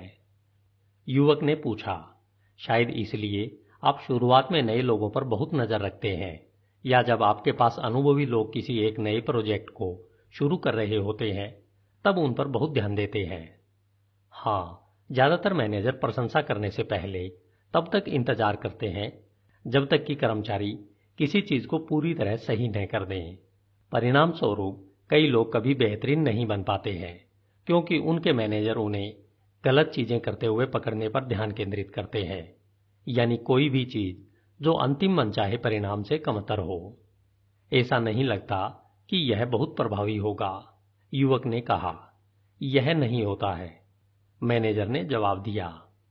दुखद बात यह है कि बहुत सारे संगठनों में नए अनुभवहीन लोगों के साथ यही किया जाता है।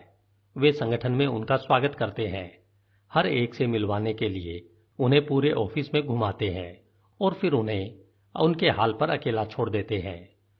न सिर्फ वे नए कर्मचारियों को कोई चीज लगभग सही करते हुए नहीं पकड़ते हैं, बल्कि समय समय पर उन्हें डपट भी देते हैं ताकि वे चलते रहें। यह काफी समय तक लोकप्रिय प्रबंधन शैली रही है। मैं इसे अकेला छोड़ो डपट दो शैली का नाम देता हूं। आप किसी कर्मचारी को अकेला छोड़ देते हैं, उससे अच्छे प्रदर्शन की अपेक्षा करते हैं, और जब आपको यह नहीं मिलता है तो आप उसे डांट डपट देते हैं। इन कर्मचारियों का क्या होता है? युवक ने पूछा।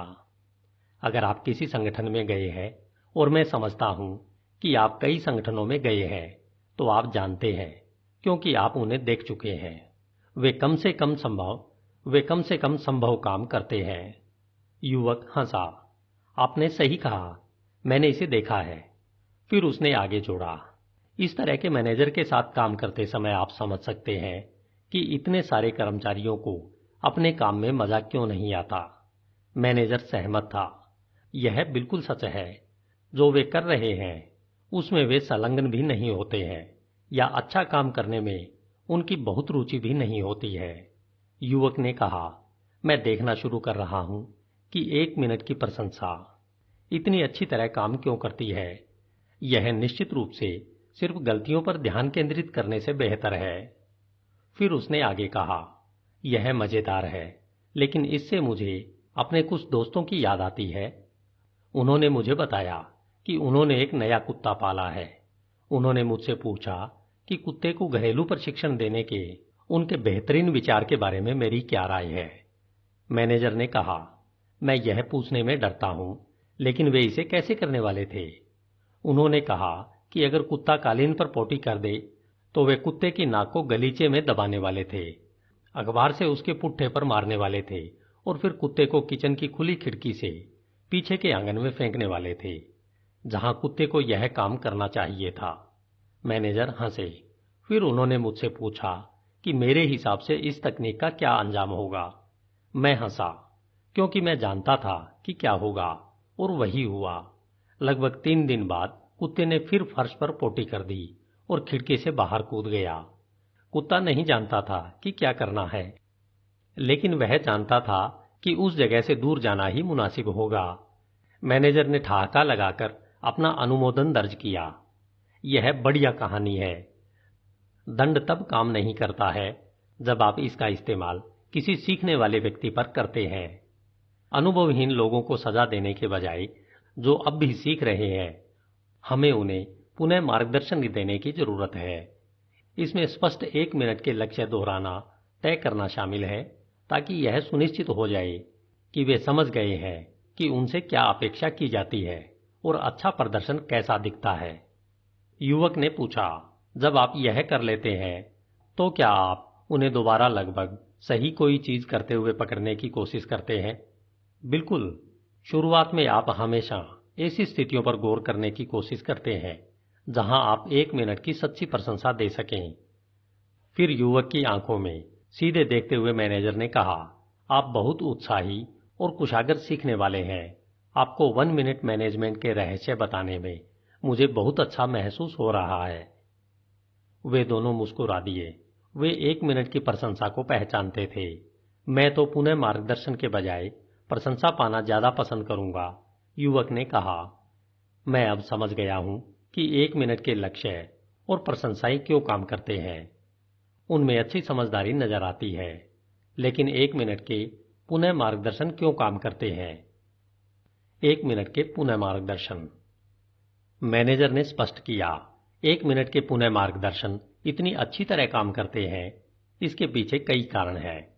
शुरुआत में फीडबैक छोटी मात्रा में होना, क्योंकि आप गलती को शुरू में ही पकड़ लेते हैं। कई मैनेजर अपने फीडबैक को बोरों में बंद करके रखते हैं, यानी वे खराब व्यवहार के अवलोकनों को तब तक इकट्ठा करते जाते हैं जब तक कि यह कुंठा में नहीं बदल जाता। जब वार्षिक प्रदर्शन समीक्षा का वक्त आता है तो ये मैनेजर आमतौर पर गुस्सा होते हैं, क्योंकि उनका बोरा पूरा भरा होता है। इसलिए वे हमला कर देते हैं और एक ही समय में इसे पूरा उड़ेल देते हैं। वे अपने कर्मचारियों को हर वह चीज बताते हैं जो उन्होंने पिछले कई हफ्तों या महीनों में गलत की है। यह कर्मचारियों के साथ न्याय नहीं है कि उनके खराब प्रदर्शन के बारे में नकारात्मक भावनाएं बचाकर रखी जाएं, और यह कारगर भी नहीं है। युवक ने आखिरी आह भरी। बिल्कुल सच बात है। यह अक्सर घर पर भी होता है। हाँ, जब कोई माता पिता और जीवन साथी भी ऐसा ही करते हैं और उन्हें भी ऐसे ही खराब नतीजे मिलते हैं, तब होता यह है कि लोग आमतौर पर तथ्यों के बारे में असहमत होकर बात खत्म करते हैं, या फिर वे बस खामोश और दोषपूर्ण हो जाते हैं। जिस व्यक्ति को फीडबैक मिलता है वह अक्सर रक्षात्मक हो जाता है। वह यह मानता ही नहीं है कि उसने कोई गलती की है। यह संप्रेषण का अकेला छोड़ो डपट दो का एक और संस्करण है। यदि मैनेजर पहले ही स्थितियों को सुलझा लेते तो वे एक बार में एक व्यवहार पर राय व्यक्त करते जिससे सामने वाले को बौखलाहट नहीं होती। तब इस बात की ज्यादा संभावना थी कि वह फीडबैक को उसी तरह लेता जिस तरह इसे लिया जाना चाहिए। इसलिए मैं सोचता हूं कि प्रदर्शन समीक्षा एक सतत प्रक्रिया होनी चाहिए, कोई ऐसी चीज नहीं जो साल में सिर्फ एक बार हो। तो क्या इसलिए पुनः मार्गदर्शन कारगर है क्योंकि मैनेजर एक बार में एक व्यवहार के साथ निष्पक्षता और स्पष्टता से पेश आता है ताकि फीडबैक ले रहा व्यक्ति इसे सुन सके। हाँ, आप बुरे व्यवहार से छुटकारा पाना चाहते हैं, लेकिन अच्छे इंसान को रखना चाहते हैं, इसलिए आप गलती करने पर उस व्यक्ति के व्यक्तित्व पर हमला नहीं करते हैं। क्या इसलिए आप पुनः मार्गदर्शन के दूसरे हिस्से में लोगों की तारीफ करने की याद रखते हैं? हाँ, लक्ष्य लोगों को गिराना नहीं है, बल्कि उन्हें बनाकर ऊपर उठाना है। जब हमारी आत्म अवधारणा पर आक्रमण होता है तो हमें अपनी और अपने कार्यों की रक्षा करने की आवश्यकता महसूस होती है, भले ही इसके लिए हमें तथ्यों को विकृत करना पड़े। जब लोग रक्षात्मक हो जाते हैं तो वे सीखते नहीं हैं। इसलिए आप उनके व्यवहार को उनके व्यक्तित्व से अलग करना चाहते हैं। जब आप गलती को सुलझा लेते हैं, उसके बाद उनकी दोबारा पुष्टि करना उनके व्यवहार पर ध्यान केंद्रित करता है और उनके व्यक्तित्व पर हमला नहीं करता है। आप चाहते हैं कि आपके जाने के बाद वह कर्मचारी अपनी की हुई गलती के बारे में जागरूक बने और उसकी चिंता करे। आप यह नहीं चाहते कि वह अपने सहकर्मी के पास जाकर बोले कि उसके साथ कितना गलत व्यवहार हुआ है या वह आपकी नेतृत्व शैली के बारे में क्या सोचता है। अन्यथा वह कर्मचारी गलती की कोई जिम्मेदारी नहीं लेता है और मैनेजर खलनायक बन जाता है। युवक ने पूछा, आप पुनः मार्गदर्शन का प्रशंसा करने वाला हिस्सा पहले और आलोचना वाला हिस्सा बाद में क्यों नहीं देते हैं? किसी कारण से यह कारगर नहीं होता है। इस बारे में सोचें तो कुछ लोग कहते हैं कि मैनेजर के रूप में मैं अच्छा और कठोर हूं, लेकिन ज्यादा सटीकता से कहें तो मैं दरअसल कठोर और अच्छा हूं। कठोर और अच्छा, युवक ने दोहराया। हाँ, इसी क्रम में यह एक पुराना दर्शन है जो दरअसल हजारों सालों से अच्छी तरह काम कर रहा है। प्राचीन चीन की एक कहानी इसका सत्य बताती है। एक बार एक राजा ने दूसरे नंबर का अधिकारी नियुक्त किया। उसने उसे प्रधानमंत्री कहा और बोला, क्यों न हम काम बांट लें? तुम सारी सजा देना और मैं सारे पुरस्कार दूंगा। प्रधानमंत्री ने कहा कि ठीक है, मैं सारी सजाएं दूंगा और आप सारे पुरस्कार देना। मैं सोचता हूं कि मुझे यह कहानी पसंद आ जाएगी, युवक ने कहा। आपको जरूर पसंद आएगी, मैनेजर ने जानकार मुस्कान के साथ कहा। इस राजा ने जल्दी ही गौर किया कि जब भी वह किसी से कोई काम करने को कहता था तो उसका मन होने पर वह उसे कर देता था, लेकिन कई बार नहीं भी करता था। लेकिन जब प्रधानमंत्री बोलता था तो लोग हमेशा काम कर देते थे। यह देखने के बाद राजा ने प्रधानमंत्री को दोबारा बुलवाया और कहा, क्यों न हम कामों का बंटवारा दोबारा कर लें? आप काफी समय से यहां सारी सजाएं देने पर काम कर रहे हैं। अब मुझे सजा देने दें और आप पुरस्कार दें। इसके बाद प्रधानमंत्री और राजा ने भूमिकाएं बदल ली। 1 महीने में ही विद्रोह हो गया। राजा भला आदमी था जो हर एक को पुरस्कार देता था और हर एक के प्रति दयालु था, लेकिन अचानक उसने लोगों को सजा देना शुरू कर दिया। लोगों ने कहा, यह बुढ़ा सटिया गया है, और उन्होंने उसे गद्दी से उतार दिया। जब उन्होंने दूसरे राजा की तलाश की तो वे बोले, जानते हो अब दरअसल कौन सही होने वाला है? प्रधानमंत्री। तो उन्होंने प्रधानमंत्री को ही राजा बना दिया। क्या यह सच्ची कहानी है? युवक ने पूछा। किसे पता है, मैनेजर ने हंसते हुए कहा। गंभीरता से उन्होंने आगे कहा, मैं बस इतना जानता हूं, अगर आप व्यवहार में पहले कठोर रहते हैं और फिर बाद में व्यक्ति का समर्थन करते हैं तो यह ज्यादा कारगर होता है। क्या आपके पास आधुनिक युग के उदाहरण हैं जहां 1 मिनट का पुनः मार्गदर्शन काम करता है? शायद कारोबारी जगत के बाहर। निश्चित रूप से पूरे अमेरिका के खेल कोच अपने खिलाड़ियों के प्रदर्शन को बेहतर बनाने के लिए पुनः मार्गदर्शन जैसे ही तरीके इस्तेमाल करते हैं। मिसाल के तौर पर एक मशहूर कॉलेज बास्केटबॉल कोच ने मुझे बताया कि वह चैंपियन टीमें बनाने के लिए इसका इस्तेमाल करते हैं। वह कैसे? उन्होंने मुझे एक बार के बारे में बताया जब उनका सबसे अच्छा खिलाड़ी एक महत्वपूर्ण मैच में इतना खराब खेल रहा था कि अगर उसका खेल तुरंत नहीं सुधरता तो टीम शायद हार जाती। इसलिए उन्होंने उस खिलाड़ी को मैदान से बाहर बुला लिया और बेंच पर बिठा दिया। युवक ने पूछा, अपने सबसे अच्छे खिलाड़ी को? इतने महत्वपूर्ण मैच में से उसे मैदान से बाहर निकालना वे कैसे गवारा कर सकते थे? वे उसे बाहर न निकलवाना गवारा नहीं कर सकते थे। जब तक कि खिलाड़ी अपना एक खेल नहीं खेलता तब तक टीम नहीं जीत पाती और चैंपियनशिप में आगे नहीं बढ़ पाती। जब वह खिलाड़ी बेंच पर बैठा था तो इस कोच ने उसे सटीकता से बताया कि वह क्या गलत कर रहा था। कोच ने कहा, तुम आसान शॉट चूक रहे हो, रीबाउंड नहीं पकड़ रहे हो और सुरक्षा में आलस कर रहे हो। मैं तुमसे नाराज हूं क्योंकि तुम्हें देखकर तो लगता है जैसे तुम कोशिश भी नहीं कर रहे हो। वे एक पल को ठहरे, फिर बोले कि तुम इससे बेहतर हो। तुम्हें तब तक बेंच पर बैठना होगा जब तक कि तुम उस तरह से खेलने को तैयार न हो जाओ जिसमें तुम सक्षम हो। यह बहुत लंबा समय लगा। जब खिलाड़ी उठकर खड़ा हुआ और कोच के पास जाकर बोला कि कोच, मैं अंदर जाने के लिए तैयार हूं। कोच ने प्रतिक्रिया की कि अंदर जाओ और मुझे दिखा दो कि तुम क्या कर सकते हो। जब खिलाड़ी वापस मैदान में पहुंचा तो वह पूरे मैदान में दौड़ रहा था, गेंदों को झपटने के लिए गोता लगा रहा था, रीबाउंड लपक रहा था और सटीक शॉट मार रहा था। उसके प्रयासों की बदौलत बाकी की टीम का खेल भी बेहतर बन गया और वे मैच जीत गए। युवक ने कहा, तो बुनियादी तौर पर कोच ने 3 चीजें की जिनके बारे में जॉन लेवी ने मुझे पहले बताया था। लोगों को बताओ कि उन्होंने क्या गलत किया, उन्हें बताओ कि इसके बारे में आप कैसा महसूस करते हैं और उन्हें याद दिलाओ कि वे इससे बेहतर हैं। दूसरे शब्दों में, उनका प्रदर्शन खराब है लेकिन वे अच्छे हैं। बिल्कुल। देखिए, जब आप लोगों का नेतृत्व कर रहे हो तो यह याद रखना बहुत महत्वपूर्ण है कि व्यवहार और योग्यता एक ही चीज नहीं है। योग्य तो वह व्यक्ति है जो अपने खुद के व्यवहार का प्रबंधन कर रहा है। यह हम पर भी उतना ही लागू होता है जब हम अपने खुद के व्यवहार का प्रबंधन करते हैं। वास्तव में अगर आप इसका एहसास कर लें, मैनेजर ने कहा, जब वे अपने कंप्यूटर पर एक और स्क्रीन लाए तो आप सफल पुनः मार्गदर्शन प्रदान करने की कुंजी को सचमुच जान जाएंगे। हम सिर्फ हमारा व्यवहार नहीं है, हम तो अपने व्यवहार का प्रबंधन करने वाले व्यक्ति हैं। युवक ने कहा, ऐसा लगता है कि पुनः मार्गदर्शन के पीछे सम्मान और परवाह होती है। नौजवान, मुझे खुशी है कि आपने इस बात पर गौर किया। पुनः मार्गदर्शन करते समय जब आप व्यक्ति का सम्मान करते हैं तो आप ज्यादा सफल होते हैं। युवक अगला प्रश्न पूछने में हिचक रहा था। हालांकि 1 मिनट की प्रशंसाएं और 1 मिनट के पुनः मार्गदर्शन प्रभावी है, लेकिन क्या उन्हें लोगों के साथ चालाकी करने और अपना मनचाहा काम कराने के तरीकों के रूप में देखा जा सकता है?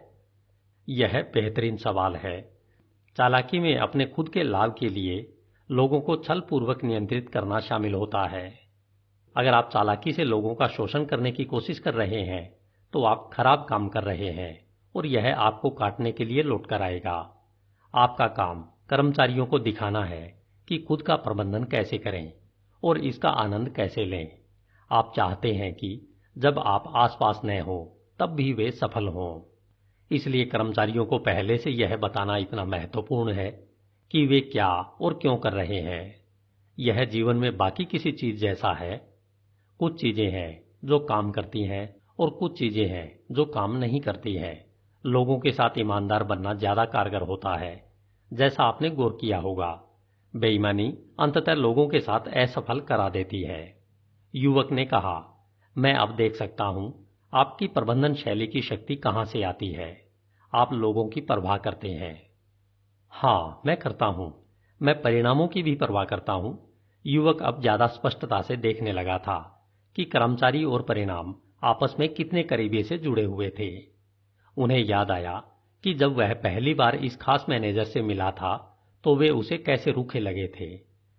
ऐसा लग रहा था मानो मैनेजर ने उनके दिल की बात पढ़ ली हो। उन्होंने कहा, कई बार आपको इतनी परवाह करनी पड़ती है कि आप कठोर हो जाएं, यानी खराब प्रदर्शन पर कठोर, व्यक्ति पर नहीं। जैसा आप बेशक जानते हैं, गलतियां करना समस्या नहीं है। असली समस्या तो उनसे नहीं सीखने से उत्पन्न होती है। युवक ने पूछा, जब आपके पुनः मार्गदर्शन के बाद भी कोई व्यक्ति वैसी ही गलतियां करता है तो क्या होता है? देखिए, मैं आपसे पूछना चाहता हूं, आपको क्या लगता है, ऐसा होने पर कोई मैनेजर कैसा महसूस करेगा? शायद दुखी, चिढ़ा हुआ या नाराज भी?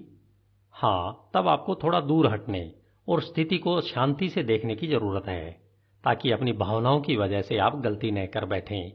1 मिनट के पुनः मार्गदर्शन का इरादा सीखने में लोगों की मदद करना है, लेकिन जब कोई कर्मचारी कुछ सीख चुका है और उसने दिखा दिया है कि वह इसे कर सकता है, लेकिन उसमें नहीं करूंगा वाला नजरिया है, तो आपको संगठन को आने वाली लागत को देखने की जरूरत है और यह भी, क्या आप ऐसे कर्मचारी को अपनी टीम में रखना गवारा कर सकते हैं? यह बात युवक को समझदारी भरी लगी। अब तक वह नए 1 मिनट मैनेजर को पसंद करने लगा था और जान गया था कि लोग वहां काम करते वक्त क्यों खुश रहते थे। वे मैनेजर के लिए नहीं बल्कि उनके साथ काम करते थे। युवक ने कहा, शायद आपको यह रोचक लगेगा, मैंने यह खुद को याद दिलाने के लिए लिखा था कि लक्ष्य और परिणाम कैसे जुड़े हुए हैं तथा 1 मिनट के लक्ष्य, प्रशंसाएं और पुनः मार्गदर्शन मिलकर कैसे काम करते हैं। उसने मैनेजर को अपने लिखे हुए नोट्स में से एक पन्ना दिखाया। लक्ष्य व्यवहार शुरू करते हैं, परिणाम भावी व्यवहार को प्रभावित करते हैं। यह अच्छा है, मैनेजर ने कहा। क्या आप ऐसा सोचते हैं? युवक ने पूछा और वह प्रशंसा को दोबारा सुनना चाहता था। देखो नौजवान, मैनेजर ने हल्के फुल्के अंदाज में कहा, इंसानी टेप रिकॉर्डर बनना जीवन में मेरी भूमिका नहीं है। मेरे पास खुद को दोहराने का समय नहीं है। जब युवक सोच रहा था कि उसकी दोबारा प्रशंसा हो सकती है, तब उसे महसूस हुआ जैसे 1 मिनट का पुनः मार्गदर्शन मिलने वाला है। लेकिन प्रभावशाली युवक ने अपने चेहरे को संयत रखा और बस इतना ही पूछा, क्या? उन्होंने एक पल के लिए एक दूसरे को देखा और फिर दोनों ही हंसने लगे। मैं तुम्हें पसंद करता हूं नौजवान, मैनेजर ने कहा। तुम यहां काम करना पसंद करोगे? युवक आश्चर्य से घूरने लगा। उसने उत्साह से पूछा, आपका मतलब है आपके लिए काम करना? नहीं, मेरा मतलब है खुद के लिए काम करना, हमारी टीम के बाकी लोगों की तरह है। दरअसल मैं नहीं मानता कि कोई कभी किसी दूसरे के लिए काम करता है। दिल की गहराई से लोग खुद के लिए काम करना पसंद करते हैं। हमारी टीम के लोग साझेदार के रूप में काम करते हैं और हम मिलकर बेहतर बनने के तरीके खोजते हैं। मैं उनके काम को बेहतर बनाने में मदद करने की पूरी कोशिश करता हूं और इस प्रक्रिया में हम सभी अपने काम और जीवन का ज्यादा आनंद लेते हैं। हम अपने संगठन के लिए भी बहुत लाभकारी बनते हैं। जाहिर है यही वह था जिसकी युवक को जाने कब से तलाश थी। उसने कहा, मैं यहां काम करना पसंद करूंगा। उसने ऐसा ही किया। समय के साथ वह इतने नवाचारी मैनेजर के साथ काम करके बहुत लाभान्वित हुआ। अंततः जो होना था हो गया। New 1 minute manager. वह भी न्यू 1 मिनट मैनेजर बन गया। ऐसा इसलिए नहीं हुआ क्योंकि उसने नए 1 मिनट मैनेजर की तरह सोचा या बात की, बल्कि इसलिए हुआ क्योंकि उसने उस तरह से नेतृत्व और प्रबंधन किया। उसने चीजों को आसान रखा। उसने 1 मिनट के लक्ष्य तय किए। उसने 1 मिनट की प्रशंसाएं की। उसने 1 मिनट के पुनः मार्गदर्शन किए। उसने संक्षिप्त महत्वपूर्ण सवाल पूछे, सरल सच्चाई बताई, हंसा, काम किया और आनंद लिया। शायद सबसे अहम चीज, उसने न सिर्फ प्रबंधन किया बल्कि उसने लोगों का नेतृत्व सृजनात्मक बनने और नई चीजें करने के लिए भी किया। उसने अपने आसपास के लोगों को प्रोत्साहित किया कि वे भी अपने साथ काम करने वाले लोगों के लिए यही करें। उसने जेब के आकार का एक गेम प्लान भी तैयार किया ताकि लोगों के लिए न्यू 1 मिनट मैनेजर बनना ज्यादा आसान हो जाए। उसने यह गेम प्लान उन लोगों को उपयोगी तोहफे के रूप में दिया जिन्हें इससे लाभ हो सकता था। स्वयं को एक उपहार दें। कई साल बाद उसने पलटकर उस वक्त की ओर देखा जब उसने पहली बार 1 मिनट मैनेजमेंट के बारे में सुना था। यह बहुत अरसे पहले की बात लग रही थी। उसके संगठन के लिए अधिक फुर्तीला और प्रतिक्रियाशील बनने की आवश्यकता तब से कहीं ज्यादा हो गई थी जब वह पहली बार न्यू 1 मिनट मैनेजर से मिला था। इसलिए वह बहुत कृतज्ञ था कि वे खास मैनेजर अपने समय और ज्ञान को लेकर इतने दयालु थे। यह बहुत मूल्यवान साबित हुआ था। उसने दूसरों से जो सीखा उसे बांटने का अपना वादा याद रखते हुए उसने उन नोट्स का विस्तार किया जो उसने बहुत समय पहले लिए थे और अपनी टीम के हर व्यक्ति को उसकी एक प्रति दे दी। उन्होंने इसे पढ़ा था और कहा था कि 3 रहस्यों के इस्तेमाल से वाकई फर्क पड़ा था। उन्होंने पाया कि प्रशंसाएं, खास तौर पर जब उन्हें पुनः मार्गदर्शन से संतुलित किया जाए, लक्ष्यों को ज्यादा जल्दी हासिल करने का शक्तिशाली तरीका थी। कुछ लोगों के लिए यह भी उजागर किया कि वे घर पर भी इन सिद्धांतों का इस्तेमाल कर रहे थे और एक दूसरे को कोई चीज सही करते हुए पकड़ने पर आनंदित हो रहे थे। लीज एक्विनो यह कहने के लिए आई थी, 3 रहस्यों के बारे में मुझे बताने के लिए धन्यवाद। मेरे पास अब समय ही समय है। उसने प्रतिक्रिया की थी, इसके लिए धन्यवाद तो न्यू 1 मिनट मैनेजर को दिया जाना चाहिए। अपने डेस्क पर बैठकर उसने एहसास किया कि वह कितना भाग्यशाली था। अब उसके पास सोचने और योजना बनाने का समय था और अपने संगठन को उस तरह की मदद देने का भी समय था जिसकी इसे सचमुच जरूरत थी। अब उसके पास अपने परिवार के साथ बिताने और दूसरी रुचियों में देने के लिए समय था। उसके पास तनाव रहित होने का समय भी था। वह खुशकिस्मत महसूस कर रहा था कि उसके पास दूसरे मैनेजरों से कम तनाव था। क्योंकि उसकी टीम के लोग इतना अच्छा प्रदर्शन कर रहे थे, इसलिए उसके खंड में कर्मचारी संबंधी समस्याएं बहुत कम आती थी। कम कर्मचारी बीमार पड़ते थे और कम लोग छुट्टी लेते थे। जब उसने पीछे पलटकर देखा तो उसे खुशी हुई कि उसने 1 मिनट मैनेजमेंट का इस्तेमाल करना शुरू करने के लिए तब तक इंतजार नहीं किया जब तक कि वह इसे बिल्कुल ठीक से न कर सके। उसने अपनी टीम के सामने स्वीकार किया, मुझे लोगों को यह बताने की आदत नहीं है कि वे कितने अच्छे हैं या मैं कैसा महसूस करता हूं। मुझे यकीन नहीं है कि पुनः मार्गदर्शन देते समय मैं आपको बताने की हमेशा याद रख सकता हूं कि मैं आपको महत्व देता हूं, आपके बारे में अच्छा सोचता हूं। उसे मुस्कुराना पड़ा जब किसी ने कहा, देखिए, आप कम से कम इसकी कोशिश तो कर ही सकते हैं। लोगों से यह पूछकर कि क्या वे ऐसे मैनेजर द्वारा प्रतिबंधित होना चाहते हैं और यह स्वीकार करके कि हो सकता है कि वह हमेशा इसे सही करने में सक्षम न हो, उसने एक महत्वपूर्ण चीज हासिल कर ली थी। लोग पहले ही जान गए थे कि वह ईमानदारी से शुरुआत से ही उनकी तरफ था और इसी से सारा फर्क पड़ा। दूसरों को एक उपहार। वह ख्यालों में खोया हुआ था, तभी फोन की घंटी बजी, जिससे वह चौंक गया। उसने अपनी असिस्टेंट को कहते सुना, गुड मॉर्निंग। फोन पर एक युवती है जो जानना चाहती है कि क्या वह आपके पास आकर इस बारे में बात कर सकती है कि हम यहां पर किस तरह से प्रबंधन करते हैं। वह मुस्कुराया। जब उसे अपने खुद के शुरुआती अनुभव याद आए, उसने जवाब दिया, मुझे उससे बात करके खुशी होगी।